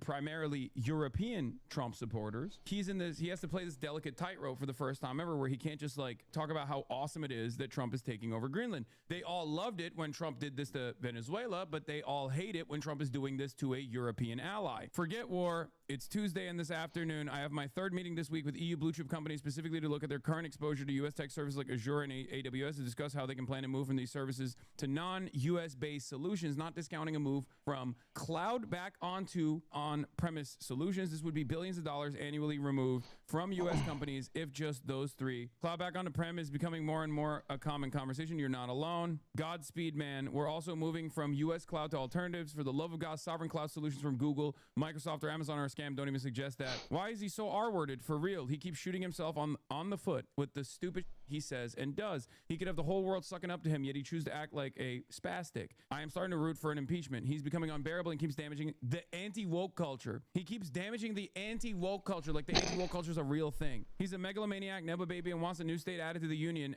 named after himself, Trumpanada. Now, it's interesting because like his community is supposed to be super pro-Trump, and all of a sudden now they're no longer super pro-Trump because for the first time ever they're experiencing what Trump does when he wants something. The whole Greenland situation is insanely stupid, and while he may have done some good things, this will end up ruining all international relationships, and he will not get Greenland one way or another. You don't simply take over another country in this day and age, except you do if you're the United States of America. What you mean is you don't get to do that to Europe, not realizing that this has already been done to Europe. Europe is vassalized already. This is just basically casting away all of the smoke and mirrors that make it seem as though Europe has not been firmly vassalized. Okay, please don't say that spaz word is basically the R word, but as British slang. Okay, I didn't know that. I thought that was like a medical term or something. But in any case, my apologies. Asman thinks so. It's easy. Just do it. It would be easy, but just because we can doesn't mean we should. We couldn't even kick the Taliban out of Afghanistan. They're fighting us with flip-flops. It would be show. It really wouldn't be easy. Promise to end the war and get a Nobel Prize, bomb Iran, kidnap Maduro, threatening to conquer Canada and Greenland. Why is he like this? Never let him know your next move. No American here. I don't understand why a man of his age engage on such aggressive behavior. Would he live to see the consequences of conquering so many land? He's mad for not getting the Nobel Prize. He saw Obama get one and murder tons of people. He's just probably trying to do that. Again, for these guys, the only reason why they like Trump is because Trump represents anti-woke culture. These guys have no understanding of politics. They have no understanding of policy. They have no global design. They have no vision for a better future. They're just responding in the most reactionary ways possible to what they perceive as woke culture, because Television Man and right-wing forces have told them woke culture is here. They're making everything homified, and we are going to make everything less gay. Okay, so they're leading into the cultural forces that Trump represents, because it's like an anti-woke battle, right? They can't even comprehend that this extends to, you know, being pro-Israel as well. Weirdly enough, that's something that you know, maybe some of them don't even recognize, where like Trump is hyper woke when it comes to claiming things are anti-Semitic and then punishing people, right? Mahmoud Khalil was a great example of this. But I guess in that situation, the higher priority is still with like maintaining Islamophobia as an anti-woke narrative, and that's why they don't consider like Trump's fake anti-Semitism enforcement as another instance of every, you know, we're anti-woke except for when it comes to things that we claim are anti-Semitic. As a European, I was never 100% anti-Trump. Yes, unlike many, as I've always tried to view the problematics through the eyes of an American, as Asman makes this possible. Also, looking at what the Democrats are doing in the U.S., it was no surprise Trump and Republicans won the elections, but every time Trump does something which I can say, okay, he's got a point in this, or might have a point in this, or even a few things I can agree with him, he always does stupid like this. Right now, when it comes to Greenland, he behaves like a child. I didn't get the Nobel Peace Prize. How dare you? You didn't give me the prize. So now I'm interested. Now I am not interested in peace anymore. Well, I don't really believe, or at least now, he would actually try to commit the military action. Or if he did, I hope others who have a say in this would not let him do it and refuse and impeach or whatever. Even threatening like this is insane. I like Trump. Why is Trump doing this? You are treating us like we are brown. We are not brown. Why are you treating us like we are brown, Mr. President? We love you. Ich liebe dich. Ich möchte Trump. Why are you doing this? Yeah. Get control of Minnesota first. How about that? This is embarrassing the U.S. globally. Big talks of taking over other countries.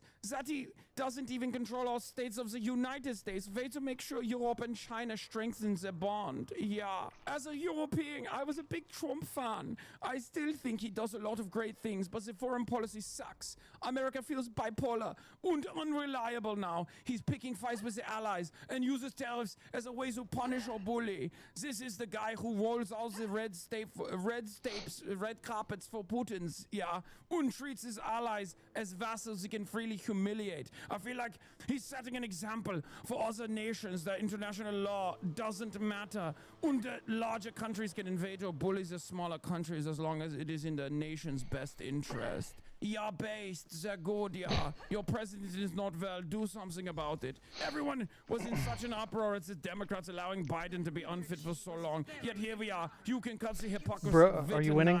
For people who are just actually now figuring out that this is what how are you Trump doing, has man? been doing, because you were deluded into thinking that he is like representative of an anti-woke culture, what you also need to move beyond. I was wondering if you were going to hop on at some point. I haven't seen you yet. Like such a thing as woke culture, and it was like being mass enforced upon you by, you know, liberal powers or whatever, and recognize that this has always been the global design. This is the global capitalist design. You do not benefit from it. And as a matter of fact, they delude you into thinking that you're actually winning something when Donald Trump I'm wins the tired election of over the migrating a Democrats or program something over like to that, another code because base. he's anti-woke. Meanwhile, I know what all he's migrating is. doing is I know what reinforcing programs are. American hegemony, but when I don't you know what a think code base American is. I don't know what a hegemony code is base good, has what to you do fail to with. consider But is that it sounds American like it's a hegemony pain in the ass if capitalism you are is tired. So you think capitalism is good. You think global I capitalism is a good empathize. thing. It's not. That is the real reason why I hope it went, you even though it have a was crippled social safety net. tedious. Not I hope because it you have a bunch of refugees in your country now, and it's ruining the was country, with and as it's ruining few the culture or flaws anything as like possible. that. The reason why you're frustrated Hiccups. is because of austerity. As few And hiccups. austerity comes at the behest of capital owners,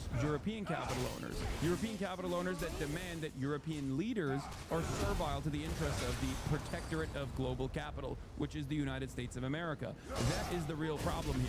And the faster you identify this problem, the easier things will be for you.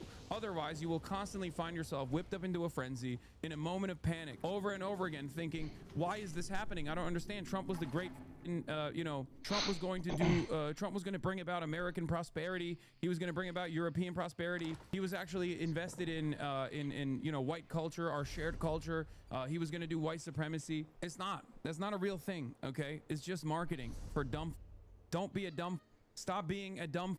In some ways, none of what Trump is doing is all that surprising, even if it's unorthodox. What's interesting here is that Trump is actually disrupting the liberal world order by leaning into how things What do you want, Kitty? operated even under the What do you liberal want? world order. He's just What do doing you want? away with the aesthetics. Stinky breath? Okay, this is You wanna what sit you up here? don't Come here. understand. He's doing away Here, with the dummy. aesthetics. No more feeling of superiority for you, Europe. Know that you are vassalized. That's what he's doing. No? In a weird Okay, way, don't come up as here. someone who is very critical of Just the New meow World at me, then. Order, post the global design post Thanks, I World War appreciate II, it, LOL.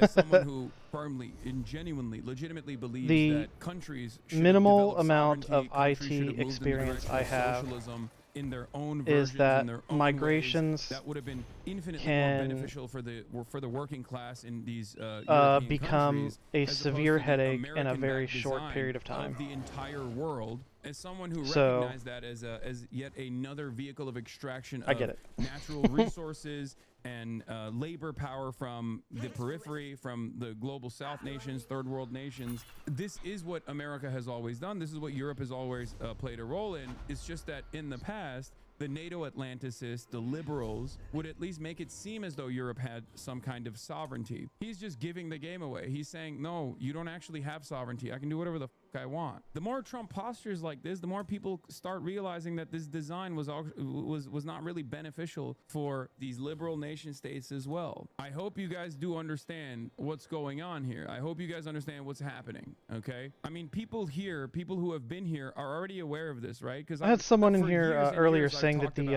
audio is too quiet. I turned it up a little bit. Is it too loud, the video audio, or is it at a good volume? To Europeans who were terrified of Russian incursions, especially after Vladimir Putin went insane mode and decided to, invade Ukraine. Trump has been doing away with the aesthetics pretty aggressively, and now this is hopefully a moment of recognition for some of Europe's best and brightest. They realize that they don't actually have any sort of sounds fine. sovereignty. Awesome. They don't even have That's sovereignty good to over hear. their own politics. Like, if you're living in Europe and you're like, hey, I don't want healthcare to go away, what the f is going on? Why is it that year over year it becomes harder and harder? The wait times get longer. I don't have access to medicine or access to healthcare in the same ways. My public transit is worse overall, and the welfare state is like falling apart. Why the f is that happening? And then someone on the right flank says, oh, it's because of migrants. It's because of Muslims. They're destroying the country. They're forcibly feeding you halal kebabs or whatever. And you go, okay, that must be the reason. And the liberals say, no, nothing is happening. Everything is actually good. And you should shut the f up. Then you make the right-wing pivot. There is an alternative out there, one that is unfortunately not often represented. Have you always critiqued the Eurocucks, or is this a recent analysis? No, I've been saying this for years. European liberals have been coming into my chat to crack jokes and say socialism is a real evil. You're wrong. You don't understand. We have social democracy here. And I keep telling them, you have austerity. Those the social democratic safety nets that you actually enjoy are going away. And they're going away for the same exact reasons that they never really fully existed here in the United States of America, or were crippled here in the United States of America, and certainly in Canada as well. And that is at the behest of capital. When austerity measures kick in and the government-funded programs are crippled and your living standard goes down as a consequence of that, because previously you were leaning into those things without even recognizing that that's just a function of the government, and you develop anxiety, you develop anger over this sort of thing. You become more malleable and more easy to influence against, enemies that are coming in, these barbarians or whatever, not realizing that the reason for that austerity is so that private enterprise can come in and fill the gaps that were created by the austerity to begin with. That's how it's worked. That's how it has always worked. First, you starve these programs. Then people go, why the f am I paying taxes anyway? These programs are dog And then private enterprise comes in, lobbies the government, says, hey, guess what? We can fix it. And in the interim, that privatization might actually lead to better quality healthcare in the short term. But slowly but surely, as they take over the entirety of this sector that was previously controlled by the government, they actually give you lower quality of care overall and slower quality of care overall, but they're also making money off of it. Now you have to literally pay higher prices to a private business rather than the prices that you were paying with your taxes. It's a less efficient system. It's a worse system overall. And this is precisely what's been happening all around Europe. It's been happening in America.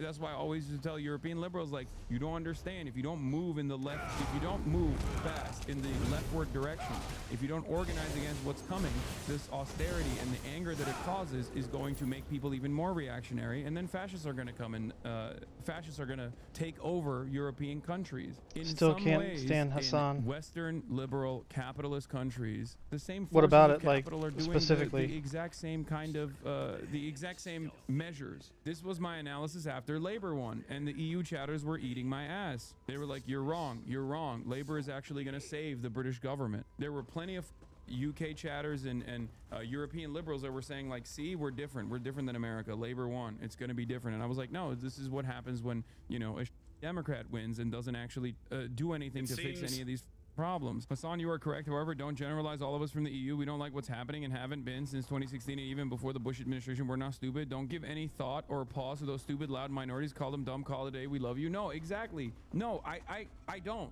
for the record. I get it. I understand it. I understand where, you know, the European left is coming from.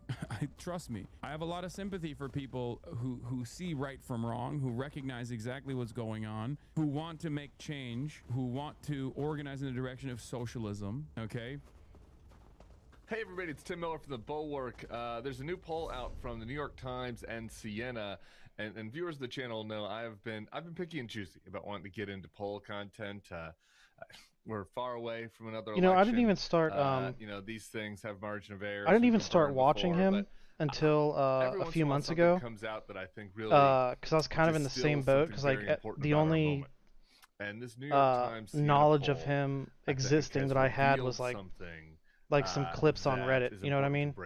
And they were always painting him in a bad light. And I was like, you know what? Like, all I ever see is clips. I never see like a full segment. I never took the time to actually, you know, like hear what he was saying, like in its full context. You know what I mean? But one thing that I think was especially concerning for a lot of us was the way that he managed to cobble. And once I actually started paying attention to the context, I was like, oh, he's not. New voters. Particularly young voters, like he's the perception you get from the hate clips online is not like those are the two accurate. And you know, for those of us kind of projecting out, I mean, if this is a realignment, just about the same thing over and over and over again. Republicans are doing better well, among young voters, among you gotta understand, like, men, among people who don't show as a polls that freaking. much. Like he's been streaming as long as he has, makes us much more susceptible, and he's got 30-something thousand viewers every single time he streams, and he still gets the same questions asked like every single day. You know, have free and fair elections. So I mean, if he's trying to, you know, inform people what's going on, just because then of course he's going to be. And plus, if all you're getting is clips, let me tell you, you're going to be getting, you know, the same. The Siena poll is important because. Like the same thing from the clips as well. Or you watch full segments of him in context. Okay. So you just don't agree with his political views. Jumped off over the course of the I mean, I think that's. And learning about who those important voters I don't know. You are can. is important. I still think that you have the like the general you, not you specifically. So like we as people have the capability of disagreeing with somebody politically without it going into the realm of like I can't stand that person. Like, you know what I mean? I feel like those things don't have to be coming from. Well, what Nate intrinsically connected. You know what I mean? Found is that the major demographic that's my take anyway. Obviously, everyone's different. You do you, but that's my take. Poll, Trump's approval rating by demographic group looks almost exactly as it did in the run-up to his defeat in 2020.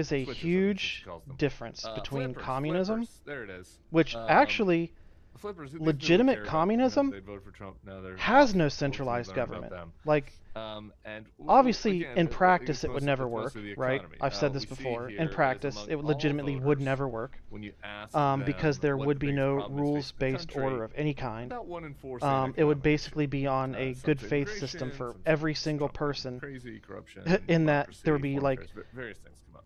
borders would be Among the voters who non-existent, flipped, right? So if 44% Assam is of extreme them left, but his view on cite centralized economic power issues. is the norm 44, so almost half. for that So sect not of the all. left,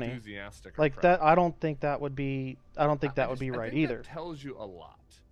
It would I think be it tells you a lot. like you were going to Trump give you this base money, as a very small number, but it has to be who are used like, towards "I'm loving what healthcare he's and doing education, now. right? I love shooting. Like we're having not going to ICE deny you agents this shoot funding, lesbians if, say, in the face and they're like, Honda Pilot. Like, I love. we'll use the the Second free Amendment ones. since I Texas love loves its guns, coups in right? And they Venezuela. love to shoot I'm kids, like two loving, favorite pastimes. you know, So the crypto corruption, right? Like, I'm loving that the libs are owned. Right? That's only my 9%. perspective people, and 9% my of the country, big understanding country, of what but what this only would look like 9%. And you add in hope, is it's that 12%. the federal government would not be able to Maybe say, positive 'cause it's we're like going to belief give that you Biden's this around 14%. funding for healthcare and It's pretty education small. We give, like, only 19 if in that satisfaction you category, which I become would more call, like, strict in your kind gun of, legislation. you know, No, somewhat that's not it at all. That maybe that's what you're thinking. No, Then on the it would other not be side, conditional in that way. 29% of people fucking hate this. It could be considered conditional in that we're going to give you this disgusted by it, funding, are but it outraged. has to be used for this. Like, you have to use it for this. You know what I mean? That shows kind of. I hope that there's makes more of us a than little there are more them sense. when it comes to people that are highly motivated by what's happening right now. And I think that that's a might good be place the misunderstanding. And so I'm happy the New York Times asked that question. What emotion best describes how you feel about Trump's presidency? With you thinking that is that a like universal health care or education provided by the funding provided by the federal government, you know, in never Trumper world. And what is to stop them from making it that way? Because if the legislation is passed, like by the Congress passing that legislation for the funding because they have the power of the purse, correct? If you're new, come on. To this is it. This is the good it would shit be all the very time. important If you're for a the freaking viewer, you haven't legislation subscribed yet, do it now. to be Comment, like. Appreciate non-conditional y'all so much. in that way. You know, we'll be seeing you soon. it would be conditional in that you have to use this money. It has to be used for healthcare and education, but we are not going to deprive you this funding just because you don't want to get more strict with your gun laws or your abortion laws, right? So I think those are two different forms of conditions, right? I'm Ben Rhodes. They did it with highways, they did it with the Department of Education, they did it with drinking age. I doubt somehow magically follow a different path. You're right, that you know, history is not in our favor. But this is what I'm explaining right now is what I am promoting. Like, this is my point of view, and I'm going to vote for a candidate that is similar in that fashion. We're ripping heaters sitting outside. Actually, I don't think that federal funding should be conditional, negatively. So I think what I'm trying to explain is positively conditional, and that's we're going to give you this, but you have to use it for X, Y, and Z. Not that's positive, right? Because you're getting it no matter what. We're not going to deprive it from you. However, the negative conditioning is, which is what you're thinking of, which again, historically has happened a few times, is that we're not going to give you this money unless you do this, right? That guy. Come on. And what would be important is that if we got lucky, like, I'm not going to hold my breath, right? But if we got lucky and this came up, it would be important for people to advocate for what they expect. You know, people like you. It would be very important for you to, become politically active. You know, call your representative, call your congressman. You know, be like, this is this bill. But there is no, and if you're living in a red state, they're not going to vote for it anyway because it's democratically approved, right? But it could be that that restriction on negative conditioning, it could be an amendment that the Democratic Party would agree to. You know what I mean? Explain to major developments about governance in the future of Syria. More than a few times. Would you like to extensively? No, I believe you. I know exactly what you're talking about. I believe you. I know it's happened, and I know the highway thing. Yeah. I know what you're talking about. You're right. But the point is, back to the Hassan thing, is that his perspective, from what I've listened to over the last few months, is he does not agree with the negative conditioning that you will not get this money unless you do X, Y, and Z. Maybe I'm wrong. I could be wrong, but that's my perspective. USTRA describes kind of war zone-like conditions on the ground. But as for threatening people, like the tallies. As for his personality and his delivery, I totally get why he can be annoying to listen to. Absolutely. But I do get a lot of entertainment when he just like when he roasts people in the chat. I think it's freaking hilarious because they do, like, you got to think there's 30-something thousand people, and there are some legitimately stupid questions. There's trolls, right? So it's just it's a little bit of entertainment, right? And I mean, really important story. Also, and sometimes and he does have like you know this guy was like a rock like more political knowledge than I do, especially historically, like in terms of governmental structures. You know, and this is stuff that like I don't take him at his word. Keep that in mind. That's not the kind of person I am. If there's something he says that I find interesting, like, oh shit, I didn't know that, I will double check. Like I'm not the kind of person that's just going to take anyone at their word, and I would tell anyone to double check for themselves. You think I don't agree with funding this stuff? I do, but I'm firm principles. Yeah, like you want to make sure that if funding is provided for the services by the federal government, you want to make sure that the state is not held hostage by that funding. You want to make sure that the state isn't told you have to do this or we're not giving you the money. And I completely get it because it's I look at it like what's it called, sanctions. It's basically like sanctions. You like the show. You know how like becoming a subscriber is the single most helpful thing for us. Like internationally, countries will issue sanctions on other countries, like limiting their trade. Like you're not actually harming the government, like you're harming the people, right? So like you, I don't like that negative conditioning. I don't know what, there's got to be a specific term. I'm calling it negative conditioning. I hope that makes sense for future context. But after 4 years of work, yeah, I don't like that either, because when you do that, you're not harming the state, you're not harming the government, you're harming the people. And again, one of my core principles is that if people need help and you have the capability of doing it, you should fucking do it, right? It shouldn't be conditional. Like, imagine going to like a poor person, right? And they're like, they're begging for some money for food. And be like, I'll give you this cheeseburger, but you got to change all my tires. Like, that's freaking ridiculous, man. You know what I mean? Like, if I have a few bucks to get him a burger, I'm just going to give him a burger. If I have it, you know? If I have the capability of doing that. And that's the way I'm looking at it. It shouldn't be conditional like that. JD Vance has one answer. So I hope that makes sense. I was just going to joke how many. But no, I didn't assume that you didn't agree with that funding. But I kind of felt like you thought that I thought that you didn't agree with it based on your question. Do you think I don't agree with this funding stuff? But I want to make it clear that I am with you in that it should not have negative conditions attached to it 100%. American exceptionalism, right?